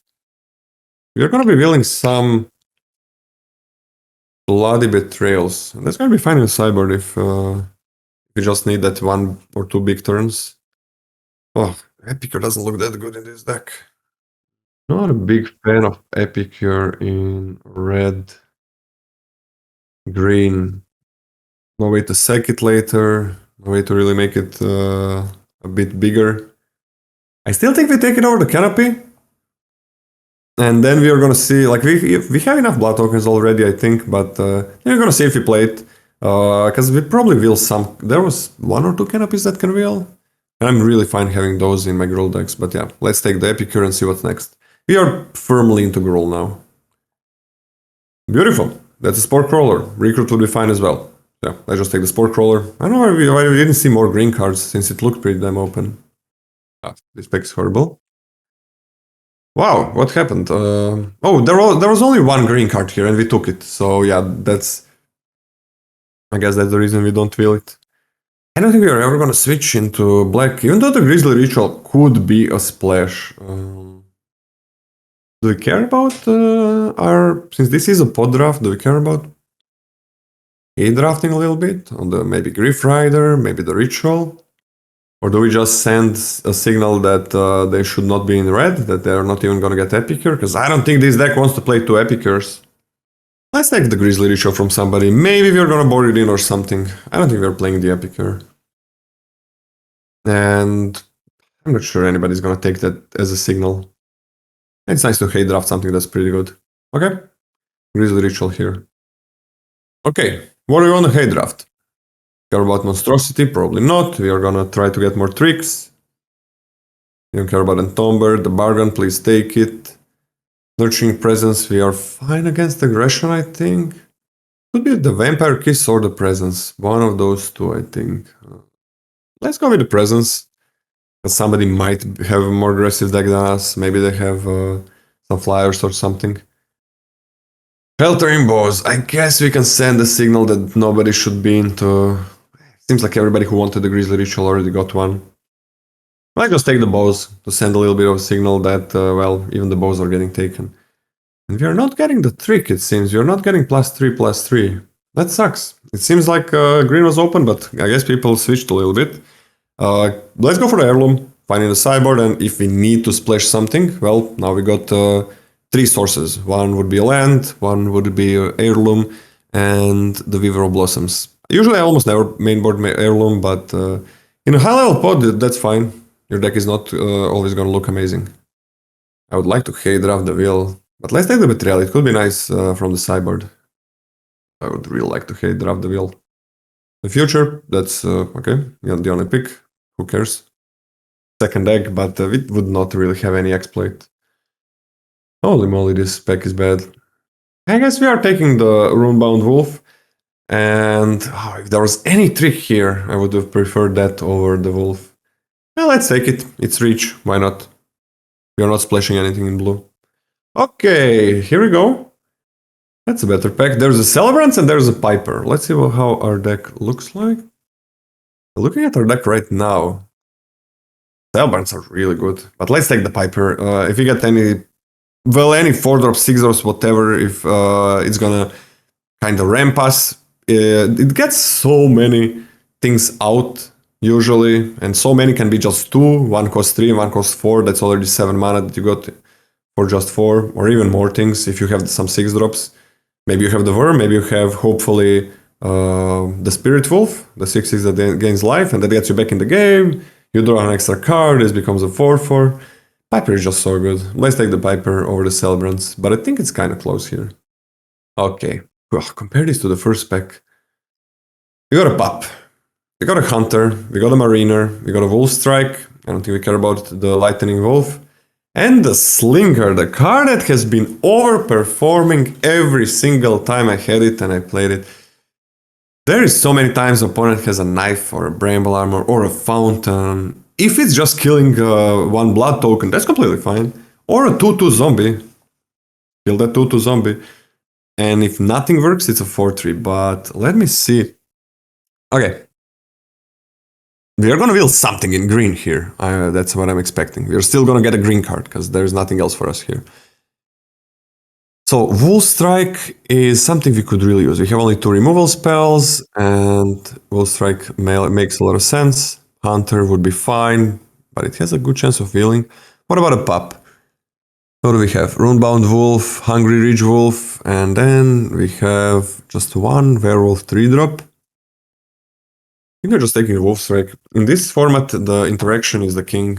Just so many good rares that you really need to deal with. If you deal with them, usually that's fine. They didn't do much. Yeah, Wolf Strike here, and we hope to build something really good from this pack. We need another Bramble Armor. We're just gonna go for Disciple.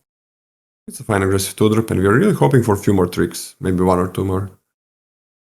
Wolf Rider is not bad. Stalker is not bad.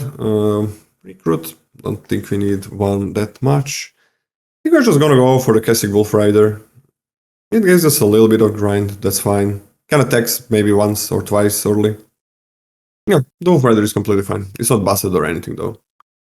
Oh, these packs are very high variance. They're very different. Like some packs are just nothing is happening. Like pack 3, pick 1, we take a card that we're maybe not gonna play. And then we have like 4 or 5 cards that we would put in the deck, like the Flame Blessed Bolt, the Celebrants, the Weaver of Blossoms.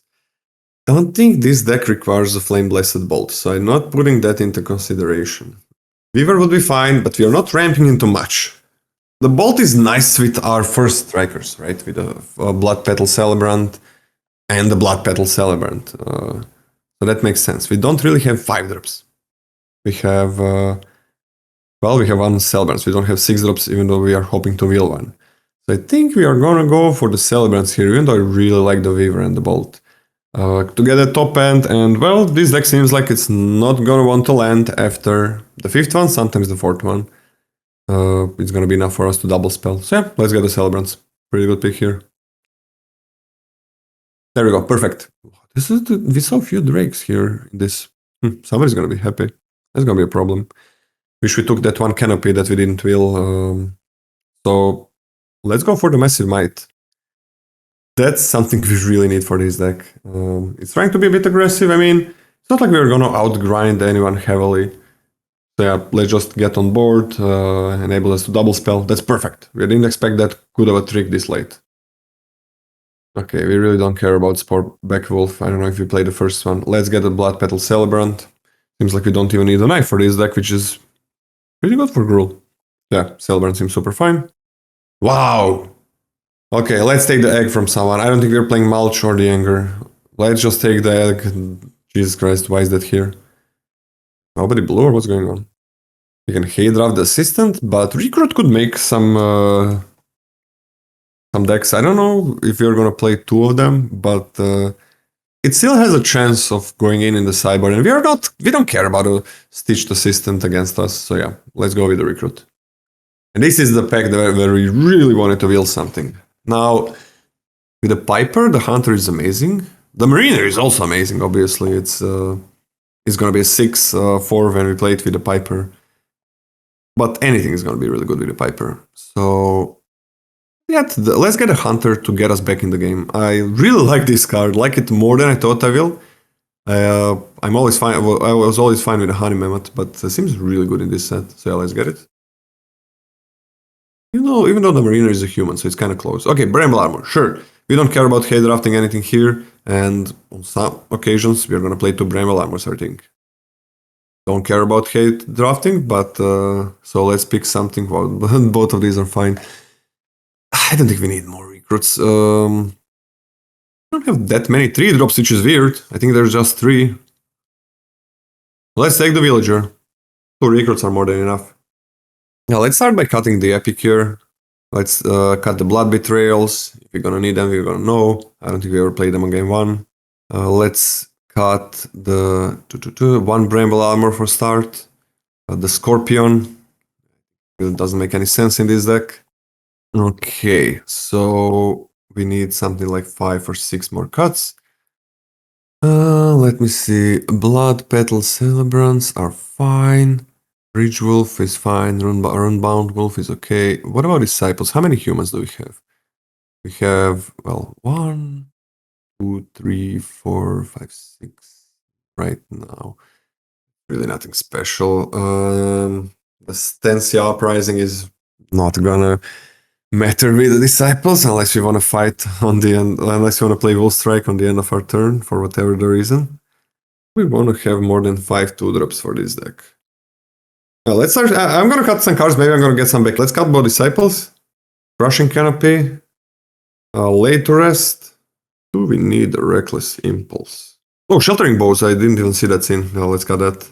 So we could just do this, but I think we have enough blood tokens that we don't that we want to play 17 lands. Like with 3 celebrants and with 3 blood petal celebrants and 2 falcon red celebrants. Could use 1 more 2-drop, I think. Hey, didn't we pick the no, we picked the Runebound Wolf. Okay, so the only card I'm thinking about, I don't think we're gonna be playing late rest. I think that's gonna go in if we can't close out the game. Because what do we have? We have the Weaver of Blossoms, Villager, Piper, 2 recruits, Wolf Rider, and then we have the Stensia Uprising that can generate us a ton of cards with that. So if we can't close out the game, the late rest I think makes sense, but not before. It just doesn't affect the board. It's never gonna gain us life, except with the recruit, I guess. So let's add 1 2-drop. The 2 to the, what's the name? Disciple, right? Yeah, the Disciple. I think we want a little bit more. Pretty sure we don't need a Reckless Impulse for this one. Let's cut the Reckless Impulse. And that would be about it. It's kind of fine aggressive deck. Has the Piper to just get us that huge turn. It has some grind with the Stensia Uprising and some reach with that as well. And the Wolf Rider. So that's fine. Yeah, I think that's what we want to do. That's about it. I think the CMC is more important than how many cards, how many green or red cards you have, because it's for example here, it's very important for us to get red early so we can play the 2-drop. And then sure, we have Stensia Uprising that has double. But even if we had some like 5-drops, a lot of 5-drops and 6-drops and 4-drops in green, we need that red early, we can get green later. So I would go with 9 red and 8 green. Sure, I think it's fine. I would be happy with having like maybe 1 or 2 more tricks, and that would be about it. It's a pretty simple deck, right? Just smash and get on board as fast as you can. Finish the game with Stensia Uprising and Piper. That's a little bit different, but doesn't really go against any Gruul plan that you have. It has enough blood tokens so you don't lose the games to the floods later on. But I think it's a pretty good Gruul deck, especially if this is, since we said this is a high level pod, people are could have problems against aggressive decks that are, well, pretty good like this one. Because it's harder to get enough removal, it's harder to get really good things. I'm very happy that we removed both eggs from any blue drafter, so that's pretty good. But yeah, unless actually somebody plays some huge bomb or something that we cannot deal with, it could be a problem. But I really like the deck, and I like the sideboard. We have pretty good stuff in the sideboard. Just if you want to switch around in going for more grindy, game plan or with the impulse, with maybe late to rest even, and then recruit helps if we are playing late to rest as well.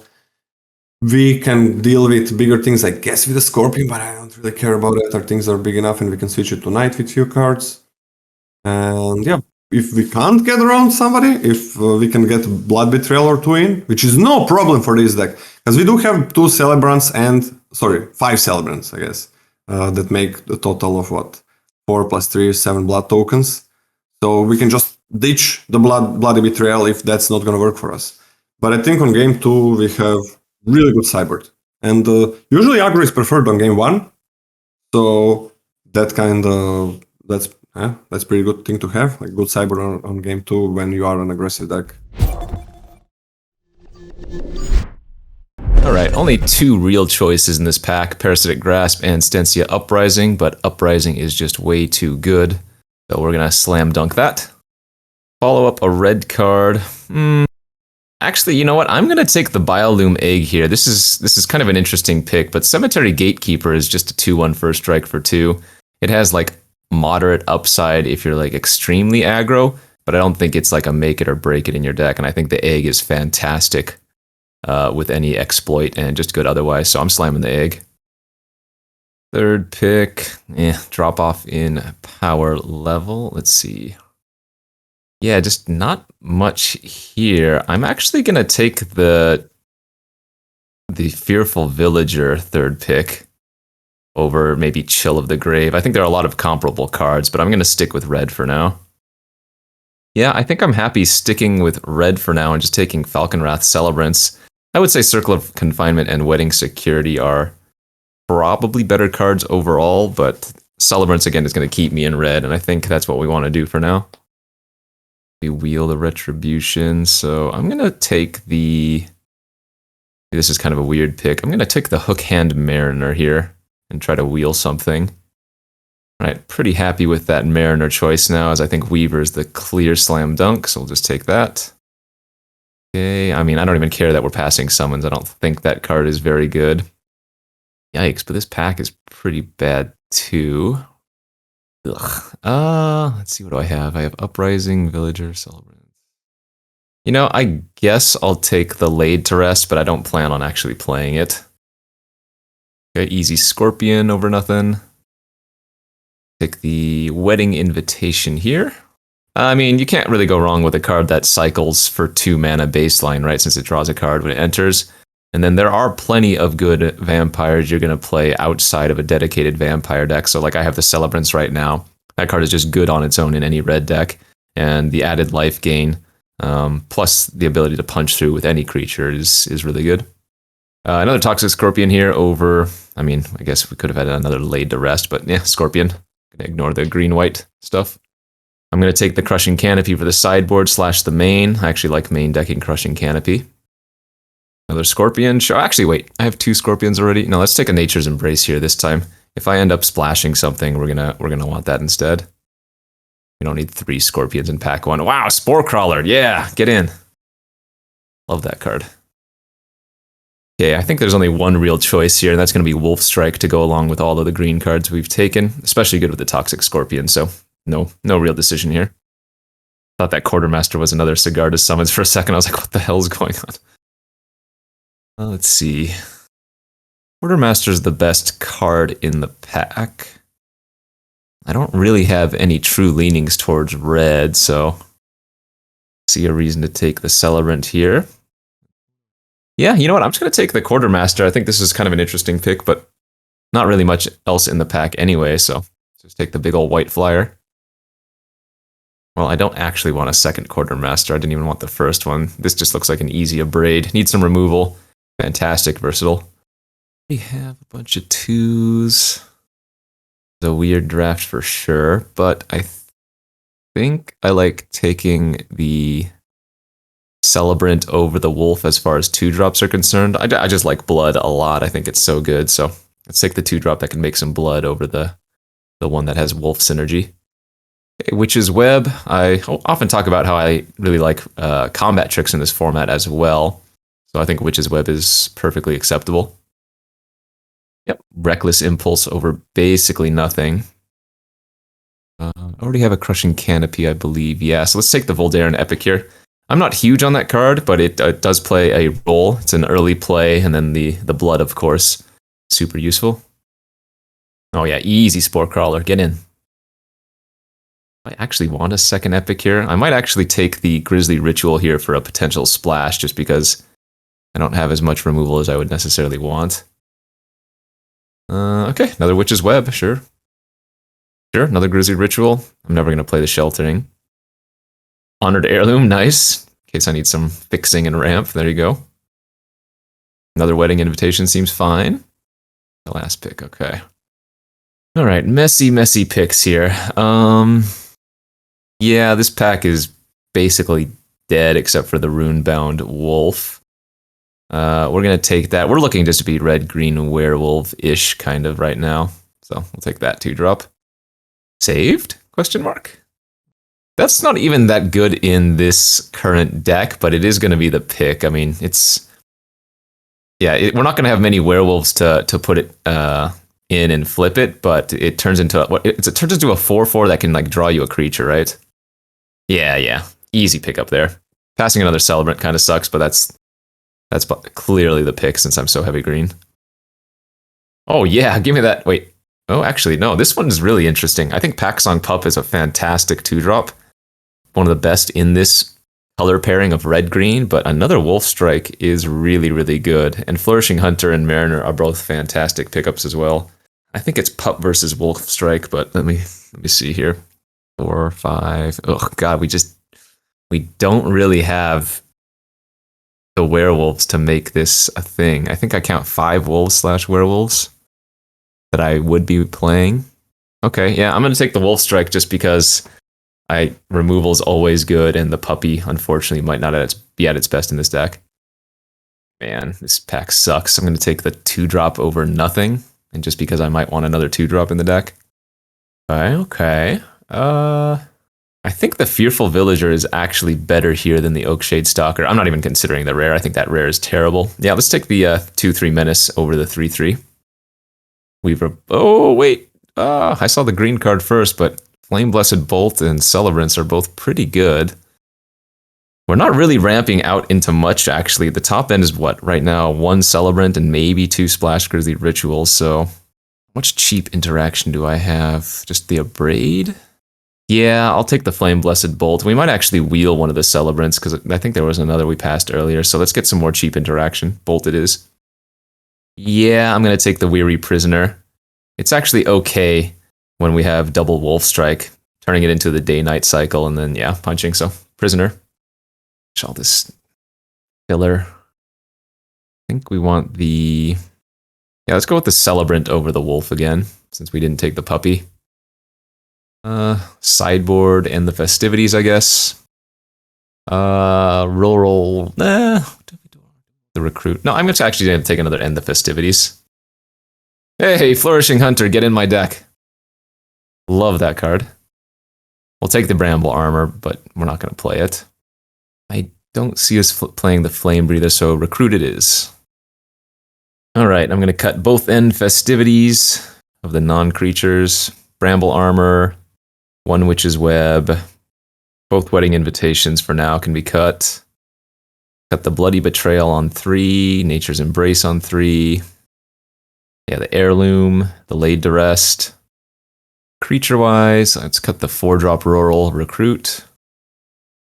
2-drop Dawnheart Disciple. And I think I'm also going to cut the Voldaren Epic here on 1. Removal, let's see, I have 2 Wolf Strike, Abrade, Blessed Bolt, Witch's Web.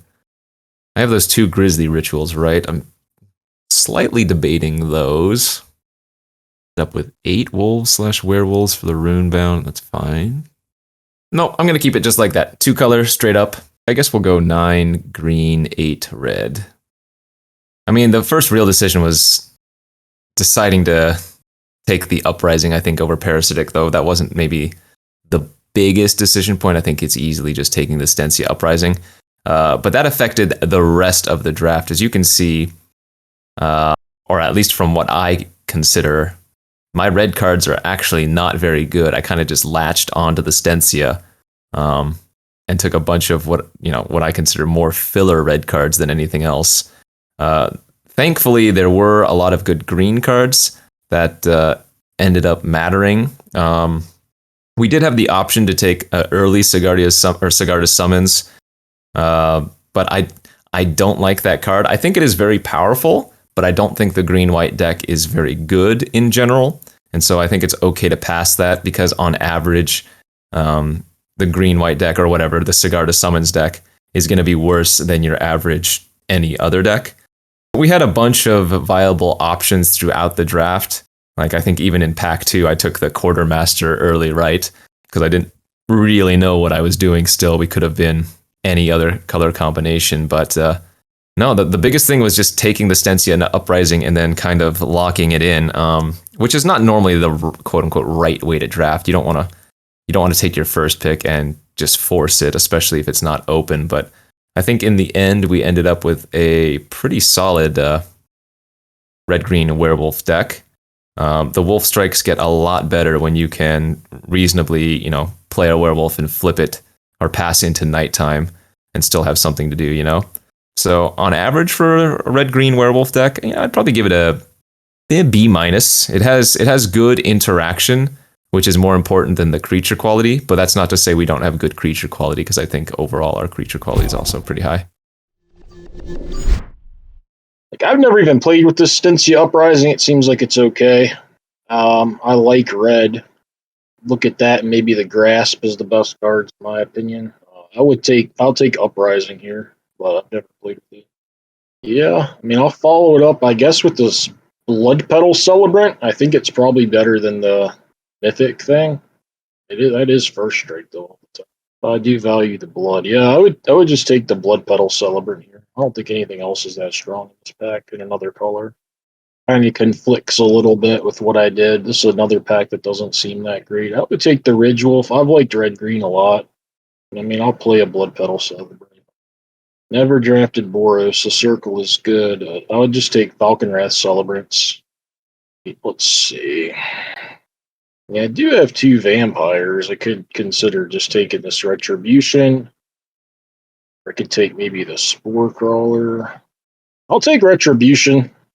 Now I'm going to take Weaver of Blossoms. I don't like any of the red cards. I've never played it, but I'll pick the Bloodsworn Squire. Just in case I go black-red. Need a card. Take the Desperate Farmer. Hate Wedding Invitation, and I'm not sure. I could take that. I'll take Wedding Invitation.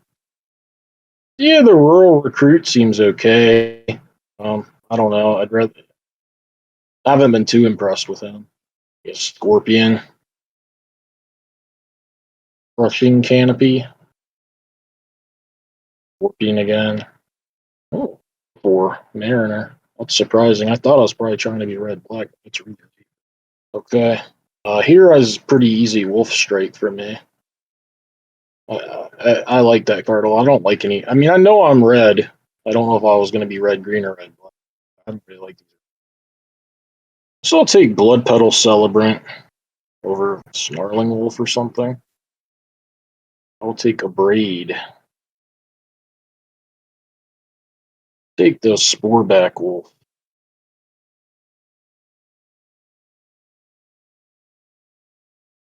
I'll take a Snarling Wolf. Really dislike Reckless Impulse, but might take it. I just feel like I never liked Light Up the Stage much either in draft or anything. If I have any 4 or 5 drops in my deck, I hate to cast it early. And if I have removal in my deck, I hate to cast it and just have my next turn completely basically I have to, it makes my next turn not usually what I want it to be. I find. If I'm red black with a really low curve or something, I might like it. Yeah, I'm probably lower on that than anyone that I've seen. I'll take it over the second Wedding Invitation. Take the Impulse.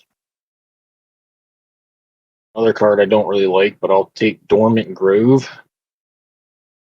At least I don't like it here much. I mean, I don't really like it that much just to put counters on my creatures. If I can flip it pretty quick, I like it. I like it when it flips. Again, I haven't done that many of these. I do really like this Infestation Expert. Take that. Take a Epicure. Witch's Web. Or sheltering thing. Oh, Millipede, I reckon. Bloody Betrayal. So that. I like the Runebound Wolf. I'll take Piper. I've never had it, but it seems good. I don't think I've ever played against it either. Ooh, take the Pack Song Pup. I mean, I'm not going to ask you to like lay the whole deck out or anything. I'll be pretty unhappy if any of this makes it, but maybe there's some chance that a Bramble Armor will look okay to me. I don't think so, but I'll take that.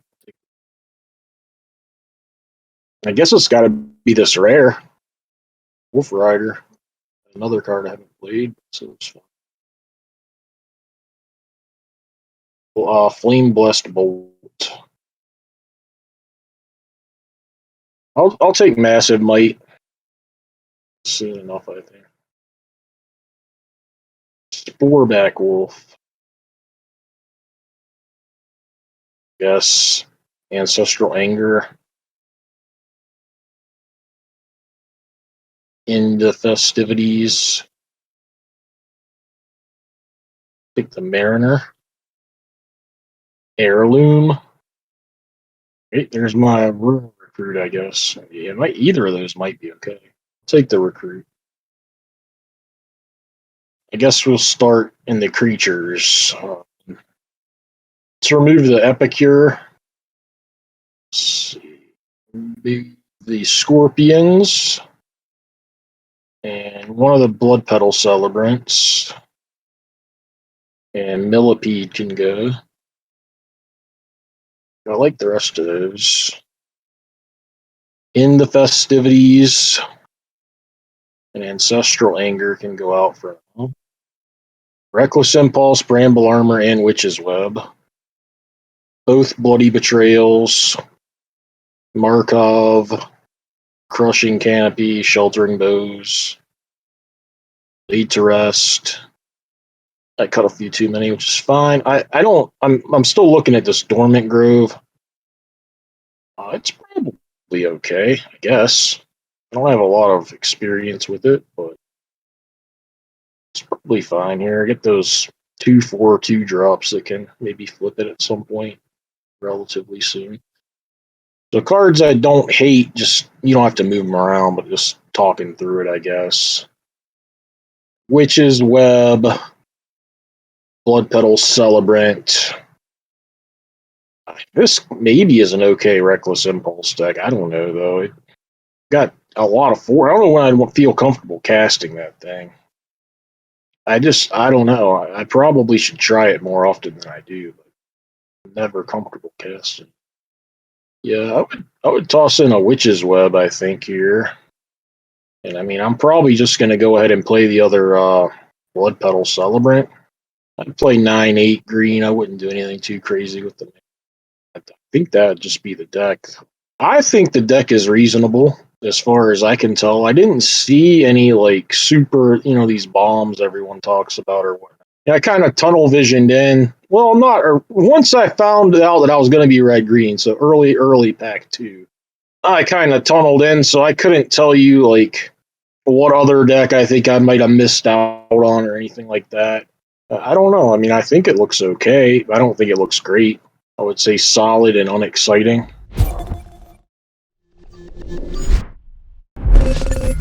We're at the point in the format where now I'm gonna, I basically look at less cards in the pack, right? Because I understand kind of where cards go, how they do. I've played with most of them, played against most of them. So I'm only really looking at Parasitic Grasp and Stensia Uprising.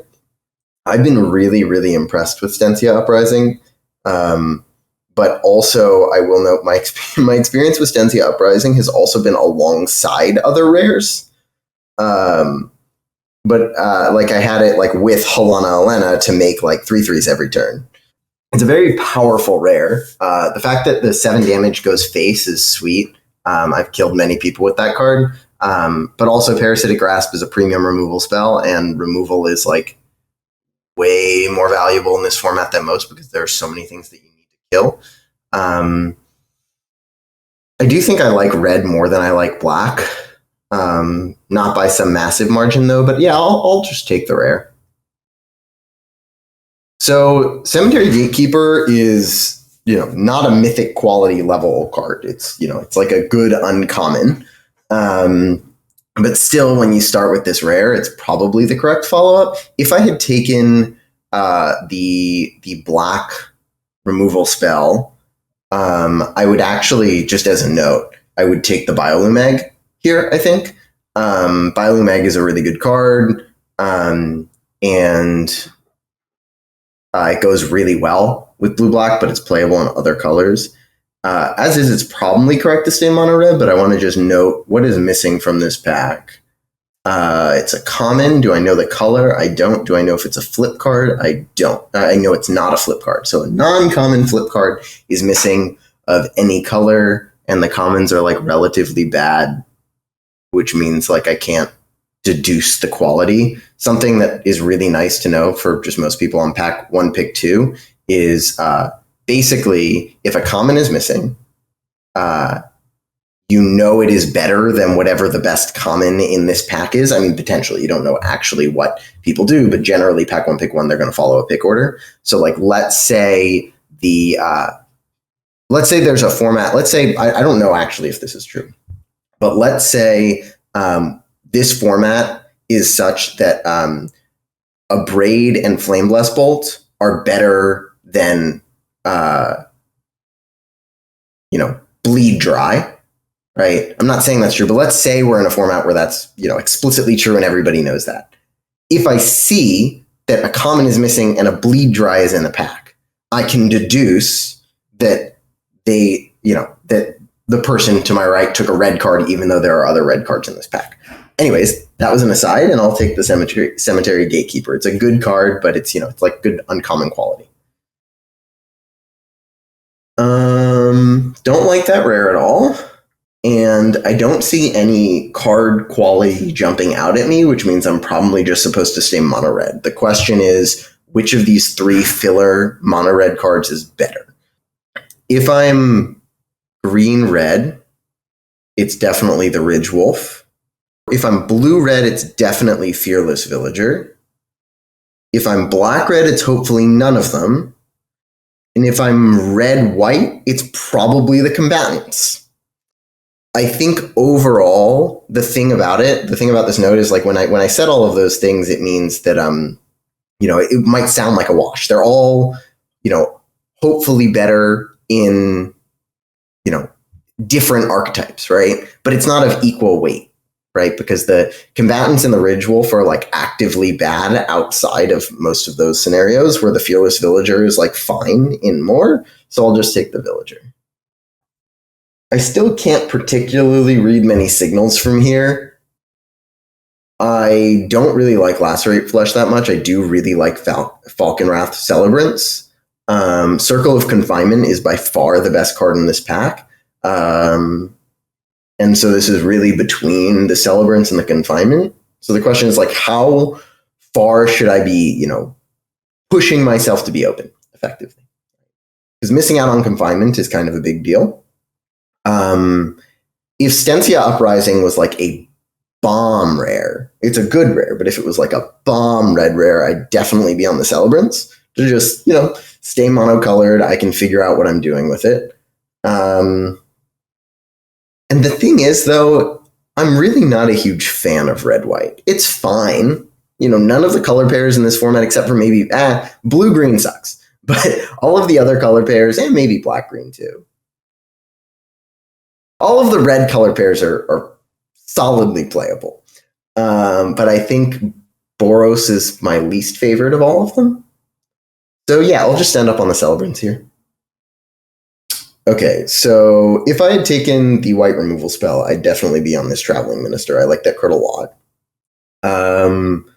I have 2 vampires already to go with this Retribution, and it gives me the opportunity to cut red, but Retribution tends to be bad if you're not exactly black-red. I do really like black-red, though. Outside of that, there's Gutter Skulker, which is fine, but I think it's kind of at its worst in blue-red. And, you know, there's like Filler Green, which is fine. Again, Traveling Minister is a good card. But I'm just going to take the Retribution. It can be playable in non-red-black. I really don't like Frenzied Devils. Even if it was like a common that you saw all the time, you wouldn't end up playing it much. I'm actually pretty sad about the card. I wish it like just had a little bit more oomph. Make it like a 4/4, give it something like Trample, you know, make it cost 4 mana. If you have to make it like a 3/2 if it costs 4, that's fine. But as a 5 mana 3/3 haste, it's just too bad. So if I end up blue-red, I'm really going to miss this Kessig Flame Breather. And Kessig Flame Breather is like totally fine in quite a few decks. I only like Undying Malice and blue-black really, and I hate this Unhallowed Phalanx. Bloody Betrayal can actually be pretty good in versions of black-red that have quite a few exploit cards. The best card in this pack is definitely Weaver of Blossoms in terms of card quality. The question for me is basically, if I end up blue-red, I'll miss this Flame Breather. If I end up green-red, I'll miss the Weaver of Blossoms. So what's the probability I end up in either of those? And which one am I going to miss more? I would expect I would miss Flame Breather more if I'm blue-red than I would miss Weaver of Blossoms. But Weaver of Blossoms is like on rate a better card. Then again, the Flame Breather has been relatively impressive. And Weaver of Blossoms really hasn't. I'll take the Flame Breather. So Boarded Window, if I end up like a blue-red control deck, is actually pretty good. Now, I don't necessarily have a reason to be blue-red control here, and there's no blue card in this pack. But there's also no red card in this pack. Squire is a fine 4-drop, but there's nothing particularly special about it, and the 4-drop slot gets clogged, particularly in black, because of the great black commons of Scavenger and Bleed Dry.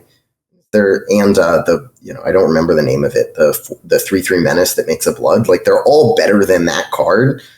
But I guess, for the most part, what I have goes best with black anyways.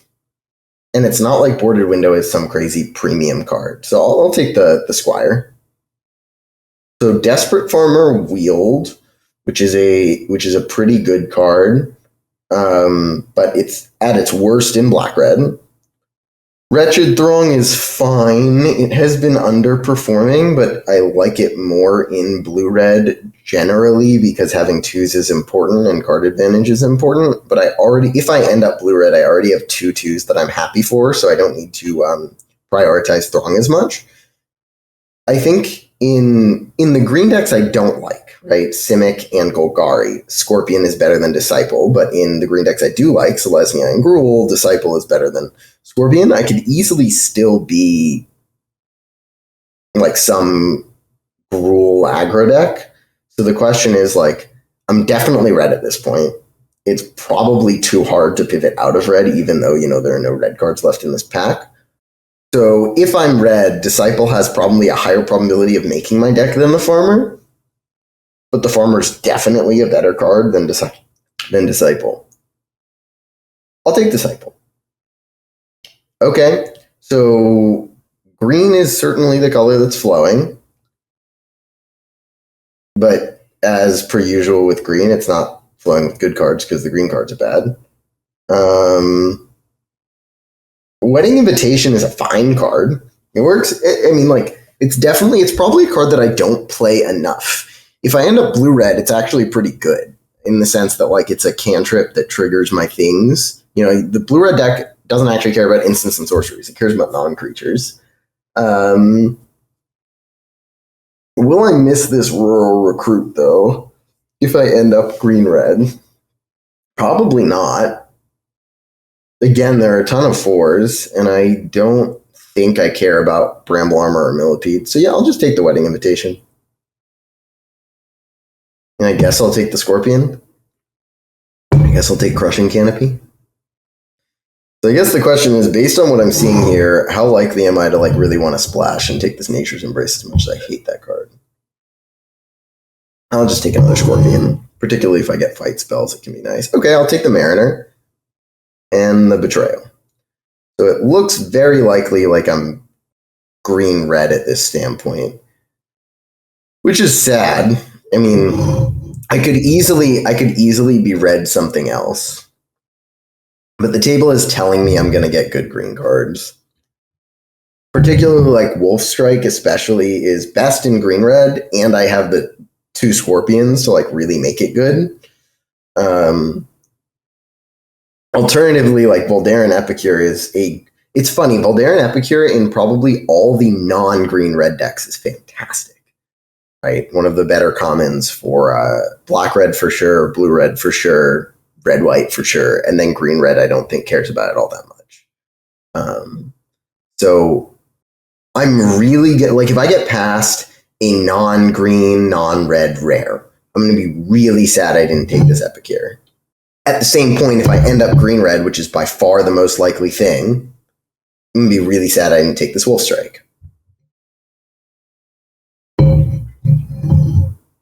I'll take the Wolf Strike. I think I'm going to commit here. So the best card in this pack is Screaming Swarm. Blood Petal Celebrant is what I probably would have taken if I took the 1-drop in the last pack. But I feel like I'm supposed to commit into a green-red aggro deck at this standpoint. I have a relatively good curve, although it's an annoying curve because the Scorpions don't even hit hard. The question is, like, is Snarling Wolf actually good enough in green-red to make me take it over the Celebrant? I'm actually just going to double-check my gut here and look at the data. As expected, like really high in opening hand, relatively fine otherwise, but like it's so funny. It's like great in your opening hand and bad when you draw it, which I guess makes sense for 1-drops, right? Right. Blood Petal Celebrant, as expected, is like aggressively terrible in red-green. I mean, this is sort of like the thing though, where it's like with respect to data, it's more about just like, okay, I have a gut thing here. Let's see if my gut aligns with what I expect. And if it doesn't, try and explain why. And then I have to decide whether my gut is right or my gut is wrong. And here it seems like my gut is right. But unfortunately there I was looking to find something that went against my gut because my gut wasn't helping me make this pick. I guess the real answer is I'm not going to miss Snarling Wolf that much in red-green. So what I should do is take the Blood Petal Celebrant in case I get past some like Black Bomb or something here. All right, this one's an easy one. I can just take a Braid. This is just like not letting me make decisions, is it? So the thing is I like Ceremonial Knife in all of the non-green decks. And Sporeback Wolf is not even that good in red-green. You know what? I'll just take another Blood Petal Celebrant.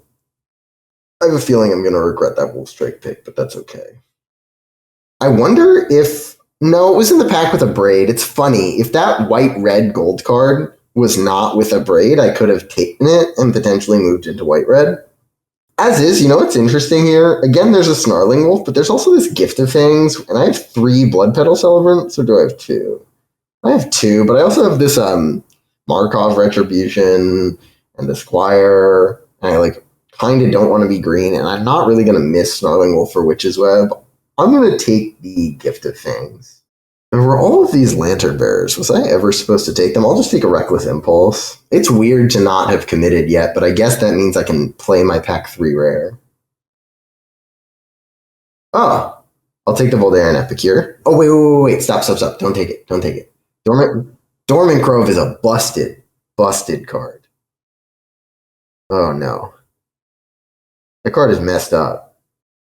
I love Epicure, but the fact of the matter is, I am still most likely to be green-red, right? Particularly because green is so open from the right, like maybe, well, I mean, it's clearly open from both directions if this Dormant Grove is still here. Dormant Grove is like definitely one of the best uncommons in the whole set, right? Pretty sure it's one of the best uncommons in the whole set.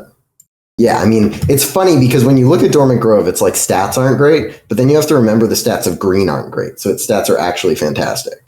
Oh, if it's not busted, though, does that mean I'm supposed to take this Epicure? I mean, one of the things to note about my current creature suite, right, is that, like, my current creature suite is actually not very good for Grove, right? I don't have many high toughness anythings. It's still just so good. Even putting counters on these Blood Petal Celebrants is good. I'm taking the Dormant Grove. What am I doing? What am I thinking? Yeah. 1, 2, 3, 4, 5, 6, 7. 7 cards in this. All right. So all these Epicures coming around is pretty weird. So I guess my question is, like, do I actually care at all about Infestation Expert? I mean, I guess the answer is I do, and I'm just supposed to commit to green at this point. I think in green-red, it's probably better than the Epicure, although I'm not 100% certain about that. Yeah, I'll take it. I'll take the Expert. I'll take the Epicure now. Can't believe these Epicures are just going round and round and round. Now I'll take a Witch's Web. The green card. Yeah, we've committed. I'm never playing Millipede, so I'll just take the Heirloom in some weird case where I open, I don't know, some rare and I really, really want to splash it. I already have a Bloody Betrayal, right? Didn't I get one last pick? Or no, I did. What am I more likely to want? 2 Bloody Betrayals or 2 Witch's Webs? I think, so here's the thing. I'm going to take the Bloody Betrayal because I think I'm basically never playing 2 Witch's Webs, and maybe there's still some world where I'm not green. Like, there's more of a world where I'm not green than a world where I'm not red. All right, I can take the Runebound Wolf. All right, I like Piper quite a bit. Now I'm really, really looking for, I mean, like, right now I'm a little light on removal, so I would like at least one more removal spell. And I would like to pick up, especially with the Piper, a 6-drop. So I'll take the Piper. This, if I could take this pack and stop drafting, I would. I guess, actually, you know what's funny? I have enough vampires in my werewolf deck that Markov Retribution is actually kind of fine, right? I have Celebrants and 2 Gatekeeper, 2 Blood Petal Celebrants. And I really want this Flourishing Hunter now that I got the Piper, but I can't take it. I have to take Wolf Strike. Since I only have a Braid and Wolf Strike, it's just not okay to have so few removal spells in this format. I'll take another Disciple, I guess. Oh, wait, actually, hold on. Is Bramble Armor really good in my deck? Oh, I bet you it is. Slapping that on a Celebrant actually sounds great. And I do have an Epicure for me to have like a 3/2 attacking on turn 2. And I already have a Dawnheart Disciple. I'm not even sure how many of my creatures are going to end up being. Yeah, I'll take the Bramble Armor. So this is actually a really interesting pick. So Wolf Rider is like a fine card. It's not that great, but it is, like, particularly because my deck is looking like more aggressively slanted, I could certainly be looking to take it. One of my current concerns about my deck right now, though, is my curve, where I like really don't have many 3s at all, which makes me look more into this like Oakshade Stalker or Fearless Villager. Now, if nobody else is red-green, especially given all of those green cards that I just passed, it's possible to pop Wheels, which again would make me want to take one of these 3s over this Wolf Rider. So what is better between Fearless Villager and Oakshade Stalker? 3 cards is a lot in a graveyard, but I guess like that does naturally happen over time. Yeah, I guess I'll take this rare. I mean, mostly like one of the big reasons for me to take this rare is to play with it too.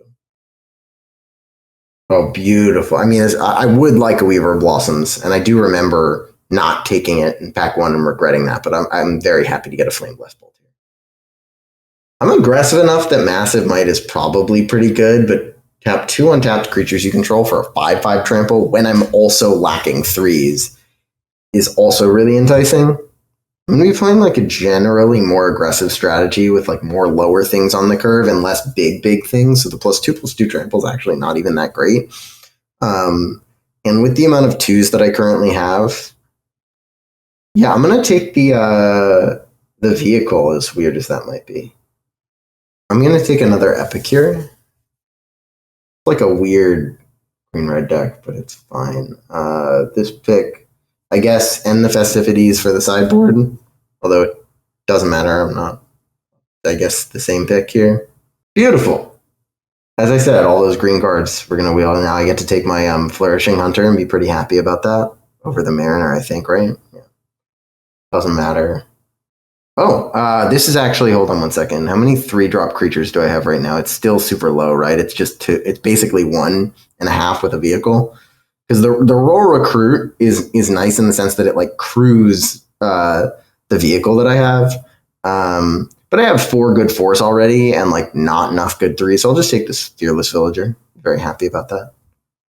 Laid Rusticus. Okay. This was an interesting draft. I mean, red was the clear open color.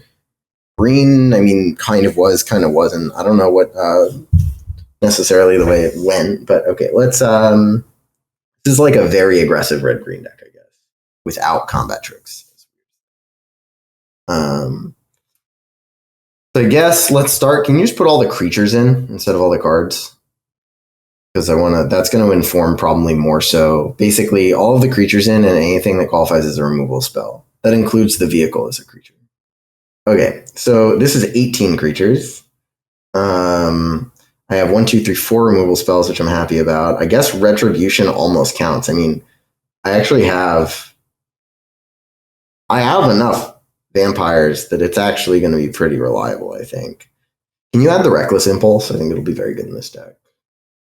So yeah, from the sideboard, Reckless Impulse and probably Bramble Armor are both going to be in. And then I'll have to decide about the Witch's Web.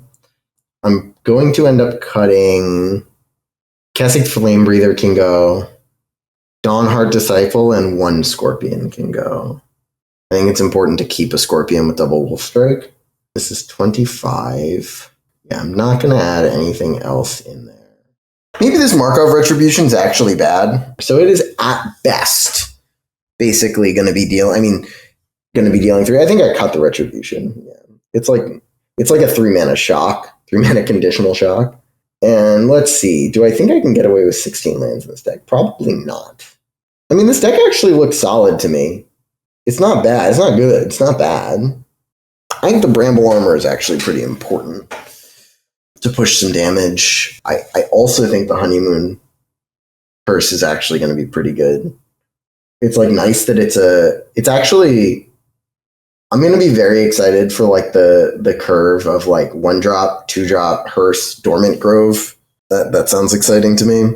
Then again, I don't even know if like one of the things about Dormant Grove is often you don't even want to flip it. So I have 1 cut to make here. It probably can't be a creature looking at my deck. I mean, it could be an Epicure. Technically, I could cut 1 Epicure.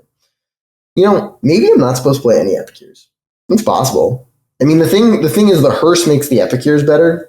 But unlike most, I don't have any like straight bombs that make the Epicure better, but I do have a few things that make the body better. I mean, first off, the Wolf Rider likes them as in like they effectively put 2 cards in the graveyard. You can jump with it, and they're good with the Hearse. They're good with the Bramble Armor. Grove turns them into cards that trade, which is real. There are extra ways of getting 2, like 1 mana for 2 bodies for the uppers. I don't think they do enough. I mean, with the Hand Smoother, I wonder if 16 lands isn't crazy. Particularly like with the Reckless Impulse is like if I think about it, double Epicure and Impulse, like this deck can easily flood. It really is lacking in terms of card advantage. It's generally aggressive, but it's actually like not even that great at being aggressive. It's more of like a mid-range deck. The funny thing is, like, let's say like I cut the Bramble Armor. Like, if I'm in the world where I'm cutting the Bramble Armor, the Epicures get much worse. Yeah, maybe I'm only supposed to play 1 Epicure. The thing is, they're not awkward in multiples because you discard one to the other. It's awkward, you know? Don't think I can cut any of the 2s. Can't cut the 3s, the 4s. I mean, Infestation Expert is not great, but if I'm cutting a 5, I'd play 16 lands, probably. It's also, like, cutting a Werewolf with the Piper is probably bad. Okay. This could be wrong. I'm going to do another thing. I'm going to look at the data again. And I'm going to look in see if Epicure, which is a good card, has a bad rate in red-green. And look at that. It does. Okay. So I will cut 1 Epicure. I do think this is a red-green deck that doesn't look normal, in which Epicure is better than it usually is, but still not fantastic, particularly with the Honeymoon Hearse. Oh, but now I'm at 14 creatures, making the Hearse a lot worse. I wonder, actually, if I'm supposed to cut this Epicure again and play like another Scorpion for these Wolf Strikes. Because one of the things that I'm actually realizing here is like, my deck has pretty good removal. It has a relatively fine curve. It can hit hard enough, you know? Yeah, maybe I do actually want double Scorpion. And if I'm playing double Scorpion, what I rather, and I'm cutting both Epicures, is Bramble Armor worse than Witch's Web. Particularly with double Fearless Villager. Now, Fearless Villager with Bramble Armor is great, I guess, because it's a 4/4 menace. Yeah, Bramble Armor just seems too good with the First Strikers as well. I still think I like the Honeymoon Hearse. But it definitely gets worse when I'm on 14 creatures. The thing is that I'm playing a number of creatures that gets invalidated a little too easily. You know what? Yeah, cut the Epicure and add another Scorpion. I think that's where we're going to end up. And favor red here, so just 9/8, but favoring red. You know, I think I made a few decisions to like stay mono red in order to be rewarded that made my green deck slightly worse. And reflecting on it, I think I still stand by those decisions. I don't know if there was a way to end up with Lantern Bearers and blue deck and end up with like a better red-blue deck. I mean, the sad thing kind of about this is my reward for being green was like, this Dormant Grove and this Howlpack Piper, basically. But my deck is definitely not like maximizing the Piper at all. It's just like a good card here. Overall, I think this deck is fine. I think most ways you could navigate this seat, you end up red something. Black was really dry, so it's pretty hard to end up red-black. I think if there was a way to end up red-white, which there probably was, you end up with a better deck than this. I think the deck is fine. I think the seat was like relatively hard and low power. It's, unfortunate that there was no opportunities to draft any bombs in such a bomb-heavy format. Like, I have 3 rares, and they're all like marginally above average rares, or I guess marginally above average for most formats, but below average for this format. So I think the deck is like a fine deck that I wouldn't be happy with. So this pack, there are realistically 4 cards to consider, but one is a clear winner for me at least. So there's the Kindly Ancestor, which is one of the better commons here. Diagraph Scavenger, which is a really good black common as well, but not good enough. Parasitic Grasp is a removal, which is always nice to have, but I would pick Stensia Uprising. It's a card that can win the games on its own just by generating enough 1/1s, and it's very frequently that you can actually activate the Sacrifice Clause and deal 7 damage, and usually ends the game at that stage because you had enough creatures earlier to deal the first 13 damage. Okay, we go to pack 2, and there is definitely some cards that I would consider picking have I not picked Stensia Uprising first. So Biolume Egg is a very good card, and it definitely, I would definitely go out of my way to play it, but this doesn't seem to me like like based on the first pick that this is the card I want to pick. Cemetery Gatekeeper is just a very solid creature. And how it works, it will allow me to bring my opponent down to a substantial life total, even if I don't manage to squeeze damage through the board. But you can combine it with some tricks to make it a potent threat, and it probably will ping them for something like 6 damage just based on the ability. So I'm going to pick this one. On top of that, I think Undead Butler is considerable. Blood Petal Celebrant is considerable, but it's just strictly worse than Cemetery Gatekeeper, so without some fringe cases, I guess. So yeah, Cemetery Gatekeeper will be easy. Okay, we have a next pack.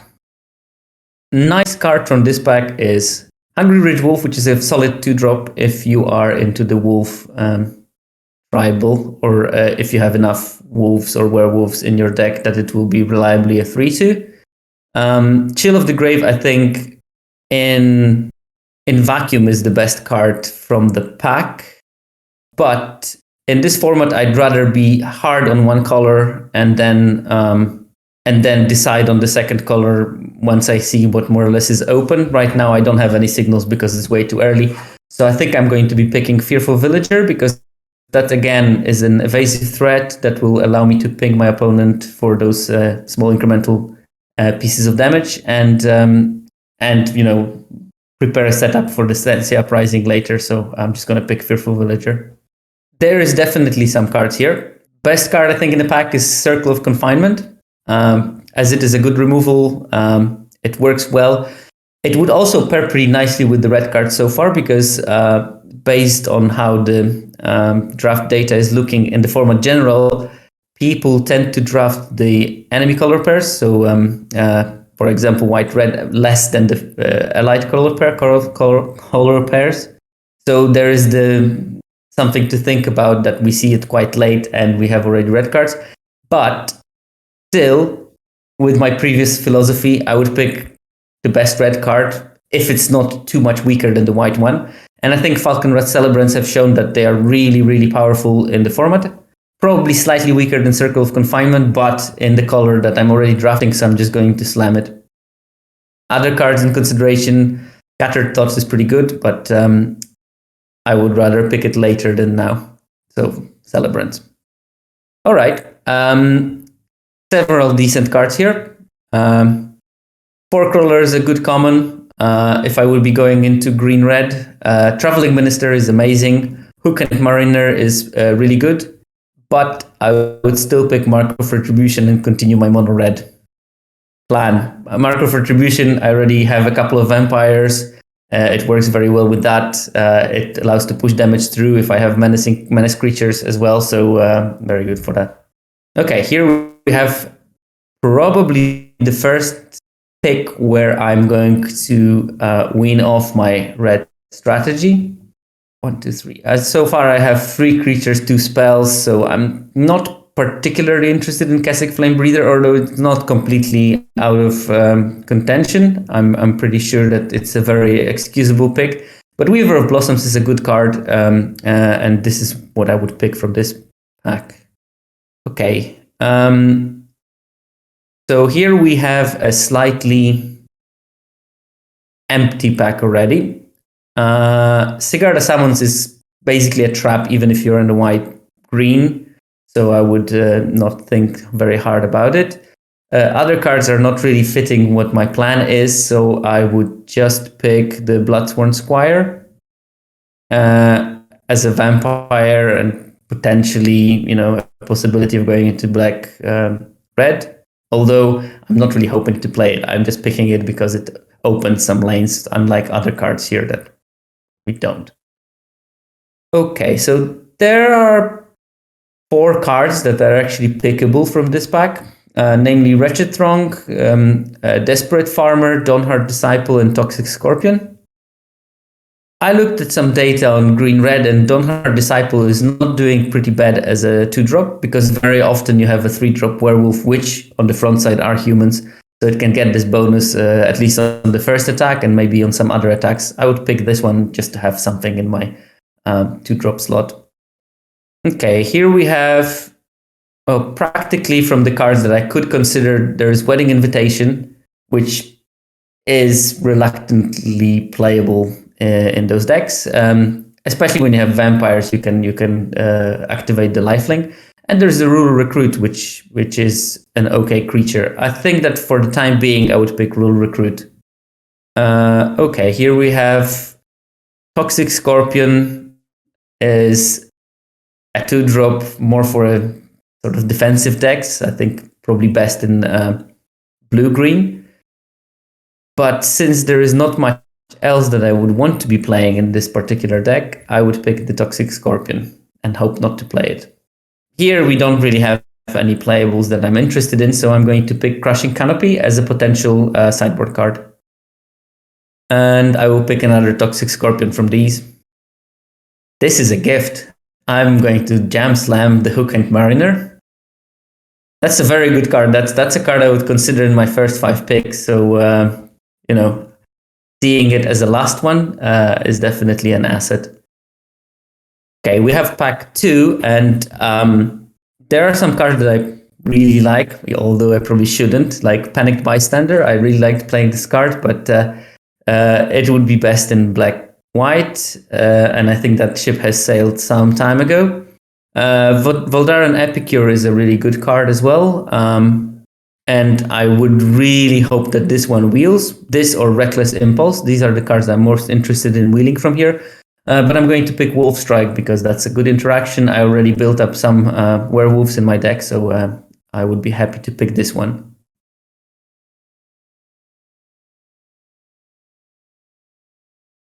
Okay, so I think in vacuum in this pack, Angelic Quartermaster is the best card. Screaming Swarm is actually pretty decent as well, but neither of those two fit in my deck. In consideration for my deck, we have Snarling Wolf, which is better than we thought before the format started, that's for sure.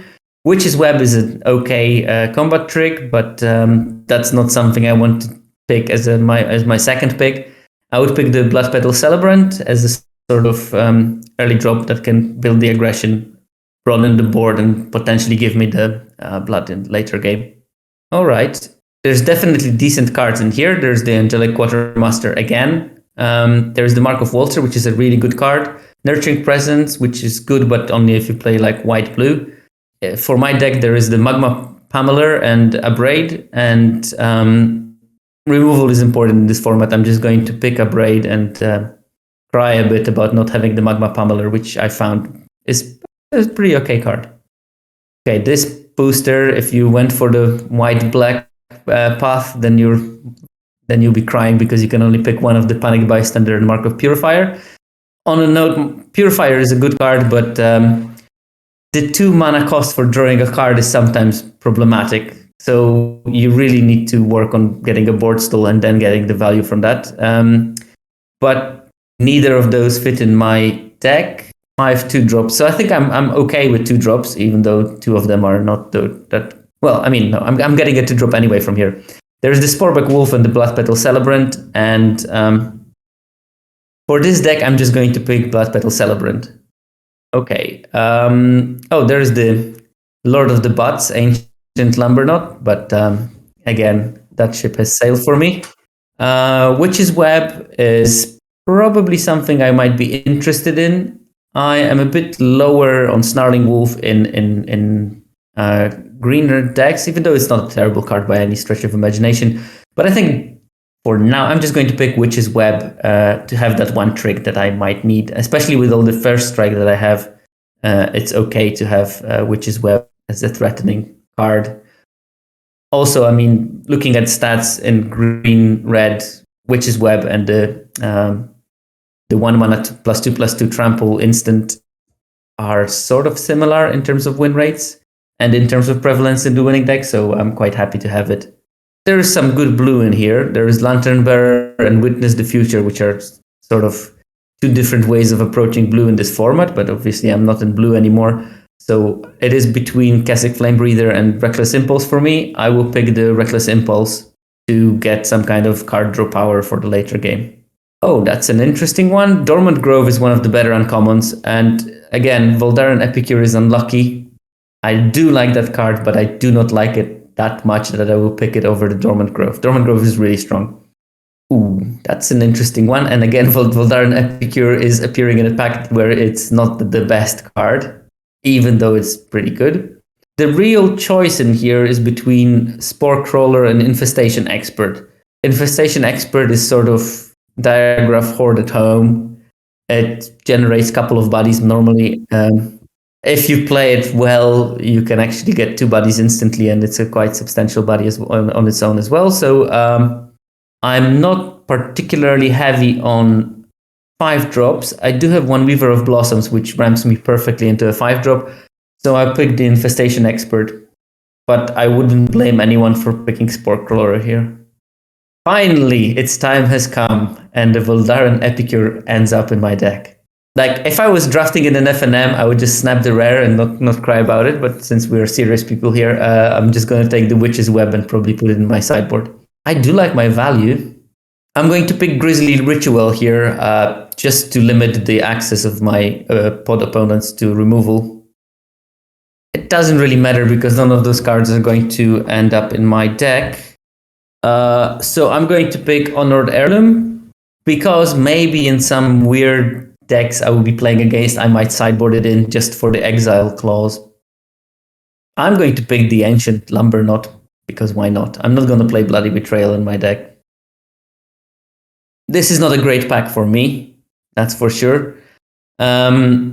Best card in Vacuum is Biolume Egg. Diregraph Scavenger is also pretty good. But I'm too deep in green-red right now to do some pivoting, especially for cards that are just like good playables rather than bombs. From these, I'm just going to pick a Runebound Wolf and hope to wheel Ancestral Anger or Sporebook Wolf. Okay, here we have at least a good rare. Halbig Piper is really good. It can't be countered, which is weirdly was useful for me already a couple of times when people left their mana open clearly for some sort of syncopate, and I just played this and laughed in their face. Second of all, if you have enough wolves and werewolves, if it survives the turn, you can just drop 2 creatures on the board without casting a spell, which will trigger Night the next turn, which is just backbreaking if you can do that. Falconrat Celebrants are clearly a good card, but Halbig Piper can run away with the game, so I will give myself a chance of running away with the game and pick that one. Oh, that's... can I take the whole pack? Or just one card? Definitely. Here I'm spoiled for choice, really. So there is Wolf Strike, which is good in my deck and is good in general. There's the Flourishing Hunter, which is like a perfect top end for those aggressive decks, because if you're racing and you have a perspective of casting it on turn 6 and just completely flipping the race, you're in for something. Hook and Mariner, I think that card, even the bots underappreciated, and I think that also on Arena it's pretty underappreciated. It's really good, and then against some decks, if you manage to flip it, it will just finish the game because they can't physically block it. Like especially White-Blue has a problem with it because they rarely have creatures with power 3 or more. But having said that, I will have to take a quick count of my wolves, but I think I just have enough of them, and I'm hoping to wheel some of them to pick the Packsong Pup as a potential card with like a higher upside. Yeah, Packsong Pup it is. The best card is Stormchaser Drake, really. Nothing that I would be interested in. I will pick the Dawnheart Disciple, but almost certainly not play it. Ooh, okay. So here we have choice, definitely. There is the Kessig Wolf Rider, a card that I haven't played yet. It does look okay. I don't have ways of fueling my graveyard that much, but it might just fuel itself and can create a wolf.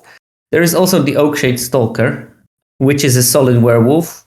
Like nothing, to scream about, but it's pretty decent. There is the Fearful Villager as well. So Kessig Wolf Rider's problem is that it's not a wolf itself, which is a slight problem. Right now with the pup and with the runebound wolf, I'm more interested in getting wolves from the get-go. I'm also not super heavy on 3 drops, so I'm just going to pick Oakshade Stalker. Oof. Again, spoiled for choice really here. There is the Flameblessed Bolt, Falconrat Celebrants, and Weaver of Blossoms. All 3 cards I would be super happy to pick. Because I don't have to... So this is the weird choice. Like, I can pick a Weaver, but then I don't have 5 drops to actually ramp into. I can pick Celebrants, but then I don't have a Weaver to ramp into the Celebrants. But also Bolt is a very underappreciated card. I'll pick the Bolt because I don't have that much removal. So this will help me at least pushing my early damage through. Okay, here we have Stormchaser Drake again is the best card, but I'm not interested. Honeymoon Hearse is... There may be a deck for it, and that would probably include multiple Infestation Experts. But I think I have enough of this top end to get by without.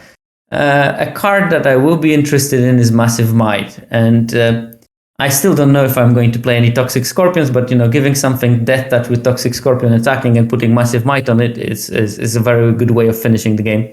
And generally, like 1 mana tricks are decent, so I'm happy to play it. While Rural Recruit, Lightning Wolf are just, they're okay cards, but nothing out of ordinary. So I'd rather have a nice trick and replace my Witch's Web with the Massive Might for this deck. Okay, we have Voldaren Epicure, Blood Petal Celebrant, Sporeback Wolf, and Snarling Wolf. And since I have the pop, this time I am going to pick a Snarling Wolf, because opening turn 1 Snarling Wolf, turn 2 pop is a very good opening, and I'm happy to have it. I already have 2 Celebrants. I already have 1 Epicure, that's fine. Snarling Wolf will be a nice addition. I did wield the Ancestral Anger, so as promised, I'm going to pick it. Still, sad to see Bioloom egg so late, but probably there is no one with black-blue in the pod. Or bots don't understand how to draft it. And here again, I'm going to pick Grizzly Ritual. No, actually, wait for it. I'm going to pick End of Festivities, because this card is a very niche sideboard card, but can be useful if I'm matched up against some multiple Brinecombers. This can destroy them completely. Oh yes. I have a choice here. I could pick all 4 cards and I would be happy. Looking at how my deck is working, I think I would be more interested in Hook and Mariner than the Flourishing Hunter for the time being. So I will pick the Mariner. Again, not much, so I'll pick the Bramble Armor. I'm quite happy to pick a Fearful Villager so late. It is a wolf. It is a human. Yeah, I have enough 2-drops. I'm happy to play it. So let's make the easy cuts maybe first. The easiest cut is Crushing Canopy and Bloody Betrayal. I don't need those cards at all. Late to Rest also will be cut. Not much thinking about it. Bramble Armor and 2 Witches' Webs also go out. And the Festivities also out. Now we're getting to the tougher cuts. I'm going to cut out the Rural Recruit. It just, right now that the deck is a bit more themed, as you can see, all my top ends is Werewolf and then 1 Falconrat Celebrants, which is great anyway. I don't need the 3/1 human that doesn't do much. I can cut 2 Toxic Scorpions and 2 Dawnheart Disciples. Okay. Ancestral Anger can also go. And that leaves us with the last cut, really. So, Flame, Bless, Bolt, Upbraid, Wolf Strike, Mark of Retribution. Oh, that last cut is a bit tough. You know, cutting a werewolf or a wolf would be problematic for my synergies that I have with them. And I do have enough synergies to be happy to keep them. Reckless Impulse is probably going to be pretty important in this deck, because I will run out of steam and this will allow me to keep on running. Same goes with Falconrat Celebrants. They are absolutely essential for keeping the deck running. I guess that Massive Might, is the only card that I can happily cut from here. It removes some of the potential of the deck to finish off by trampling attacks, but I don't have those massive creatures that would benefit the most from, and I removed the Scorpion. So I'm just going to remove the Massive Might and be happy playing 17 lands here. This is a thing that people don't put enough thought when they're making their decks. That's going to be an easy 9 mountains, 8 forests. So first of all my early plays are red. I have more red pips. Green is my later color. Also, I have on my only double pipped card in red. So I wouldn't go as far as 10-7, but I think 9-8 is a safe bet.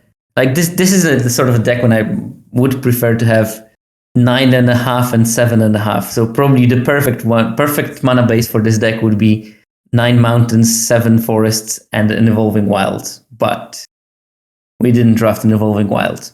But that's why this card is so important to have when you can easily pick it, because it allows you those slightly more flexible mana bases. But here we'll have to do with the 9-8.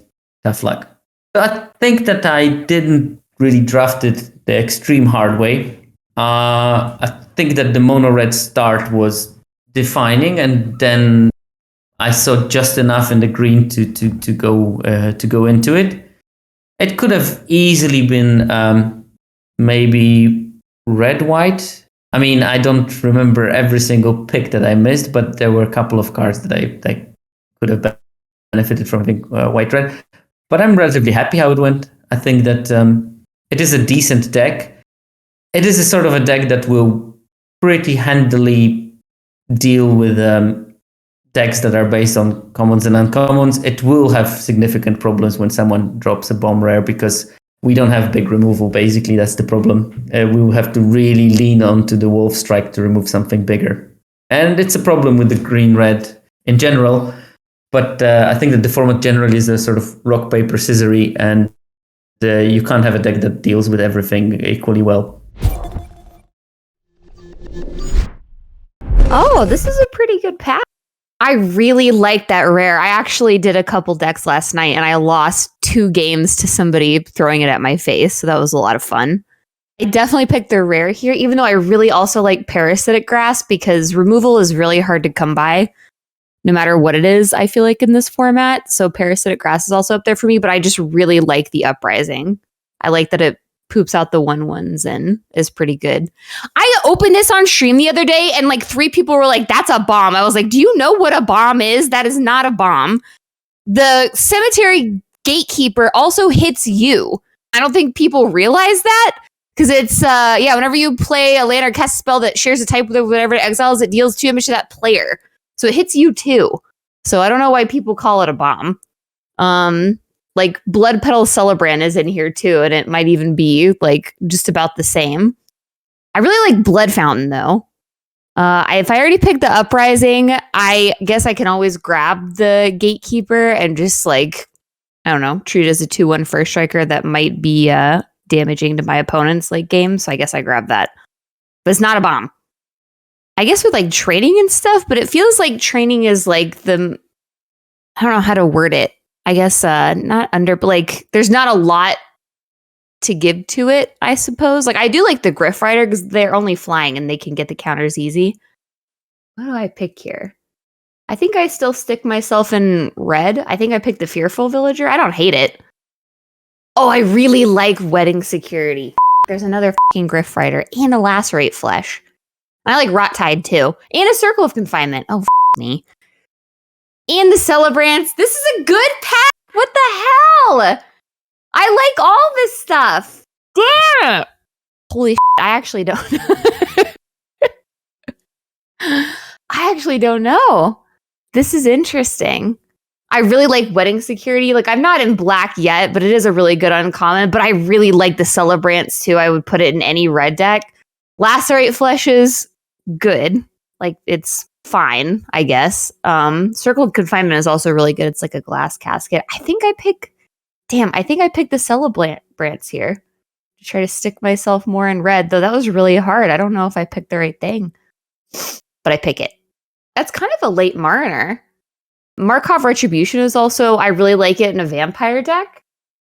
Grizzly Ritual is good. I like Spore Crawler. I think also I really like Gutter Skulker, but I'm not a huge fan of Is It myself.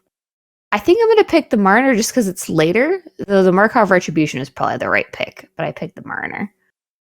Okay, that's a late Weaver of Blossoms, and I like that card. I think Frenzied Devils is way too expensive for what it is. It's not that good, I don't think. So I think I pick up Weaver of Blossoms. Think so. Okay, this is not that same pack. This is a different pack. So I think I saw like tweets of Mr. Mushroom and Lord Tupperware saying how they liked Boarded Window, and I put 2 Boarded Windows in one of my decks just to see how they did, and they were actually not that bad. They won me a game because they just kind of shut my opponent down. But I think in Gruul, you don't really want a Boarded Window in there, so you take Bloodborne Squire in case you go maybe red-black instead. Bloodsworn Squire. What the hell did I say? I don't know. Toxic Scorpion a lot. I definitely take up Death Touch here. I like it. It's a good little 2-drop Death Touch. Royal Recruit is fine. 2 little bodies. I like the Millipede too, but I hate milling myself, so I won't do it. So I pick up Royal Recruit. And another Scorpion. I will play 2. All this is bullshit, so I'll pick up the Summons. Another Death Touch, I guess. Oh, that's a late fucking Spore Crawler. Okay, yeah, I love Spore Crawler. I play all of them. I pick up Spore Crawler. And a Betrayal. Fuck me. God, I hate lands. Oh, Wolf Strike. Oh yeah, I definitely pick up Wolf Strike in there. I also really like the Panic Bystander. It's kind of hard to flip though, but I think I also really like the Epicure and the Reckless Impulse. There's a Grizzly Ritual in here, but definitely Wolf Strike. My green is coming out okay. I don't hate the Blood Petal Celebrant. I think it's good. It makes a blood token when it dies. Screaming Swarm is okay. I like the Quartermaster for what it is, but I don't know. Haven't seen much other good white. I think I pick up Blood Petal. Another Quartermaster, huh? Oh, a Braid! Easy a Braid. I like the Pummeler too, but easy a Braid. I really like that fucking stinky looking wolf. That Sporeback wolf. I like that one. I like it. Looks like it's stinky. I don't know. He just looks like he smells bad. I pick him up. He's cute. I like Witch's Web as a trick. I think it is fun. Also, the Lumber Knot I thought was a meme. It is not a meme. It can actually fuck you up a lot. Also very good, but I pick up Witch's Web. I like it as a trick. I like Reckless Impulse to kind of loot through my deck. I think that I grabbed that here. That Dormant Grove I originally thought was way too slow. Turns out it is not. It will beat your ass, and I pick up Dormant Grove, and I'm very happy about it. I fucking love the Infestation Expert, and there's a Spore Crawler here too. God damn it! I pick up the Infestation Expert, and I'm sad about losing the Spore Crawler. Epicure is good. I think that he's a good little chumpy blocky. He makes you a blood token. He pings somebody in the face. He's a fine little 1-drop. Witch's Web is our trick. We pick it up. I don't care about anything in here, so I pick up, I guess, Grizzly Ritual. I'll pick up the Millipede, I suppose. Weirdly enough, I like the Honored Heirloom, too. Lumber Knot for the Vault Progress. I won't play Bloody Betrayal. God damn it.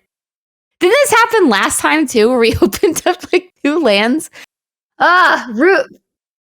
That's so evil! God, I pick up that freaking Runebound Wolf. Although I did get my rocked by like 7 Ash Ancestral Angers. Was not expecting that. Only happened to me once, but I'll never forget it. The Runebound Wolf has actually been a lot better than I thought that it would. So I pick it up. Plus, I'm in Gruul at this point. I sign up. Oh, I f***ing love! Oh, Rewarded and Blessed and Draw World Bless this draft. We pick up the Hollow Pack Piper. That card is so f***ing good. And a pop! Oh my god! And a f***ing Wolf Strike and a Marner. But the pop!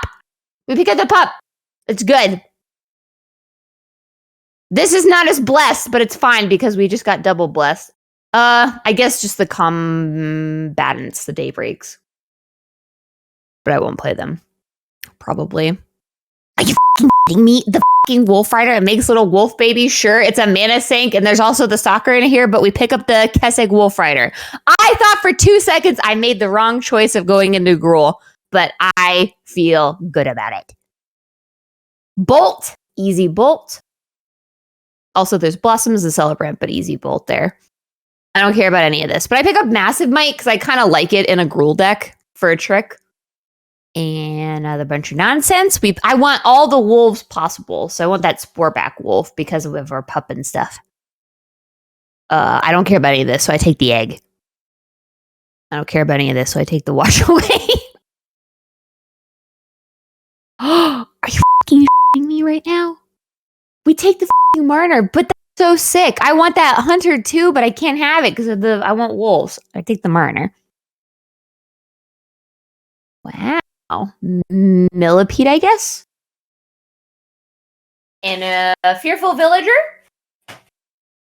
And a Lay Duress, which is Vault Progress. Turned out way better at the end. Holy shit. All right. Immediately Lay Duress leaves.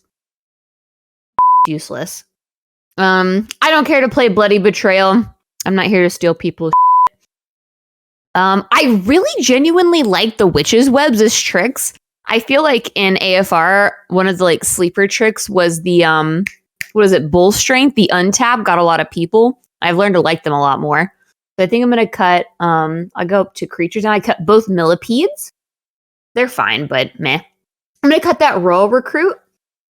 I'm gonna cut the Daybreak, And then I'll cut. Honest to f***ing God, I'm gonna cut that cemetery gate. Excuse me, keeper. I'm sorry. Okay, so 19 creatures. I think I'm gonna cut one scorpion at this point. I will probably cut. I think I'm gonna cut the massive might. I think leave in the witch's webs.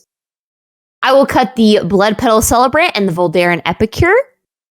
One more card has to go. We have 16 creatures. I like my 1-drop. I might cut a scorpion. I'm not sure yet. I like the villagers. Just like all the werewolves and stuff that we have. I think I will cut one witch's web.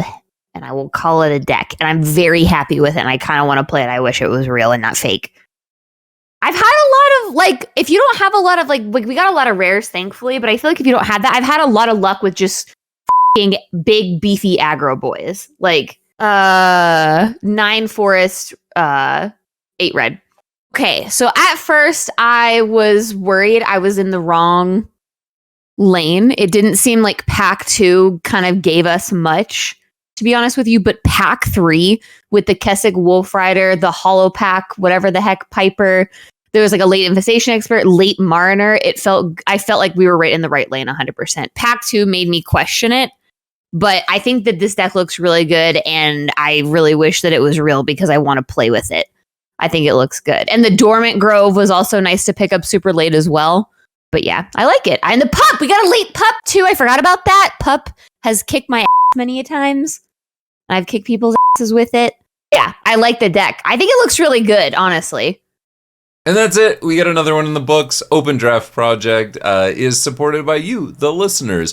We don't have Patreon. We don't have any way to monetize this at all. So if you don't mind, just subscribe or go to StarCityGames.com and read the actual article. It's a more condensed way to see all of these words. And your clicks matter. Your clicks matter. I've been Uncle Cardboard, Jake Brown, right here, and I hope to see you back next week.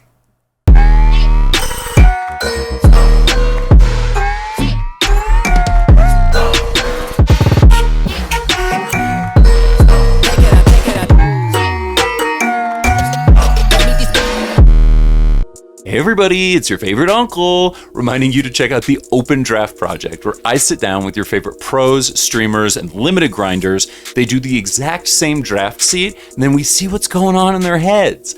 If you are brand new to draft, or you're like me and draft way too much, there's always something that you can take away from this series where we talk to some of the greatest draft minds in the world. Check it out.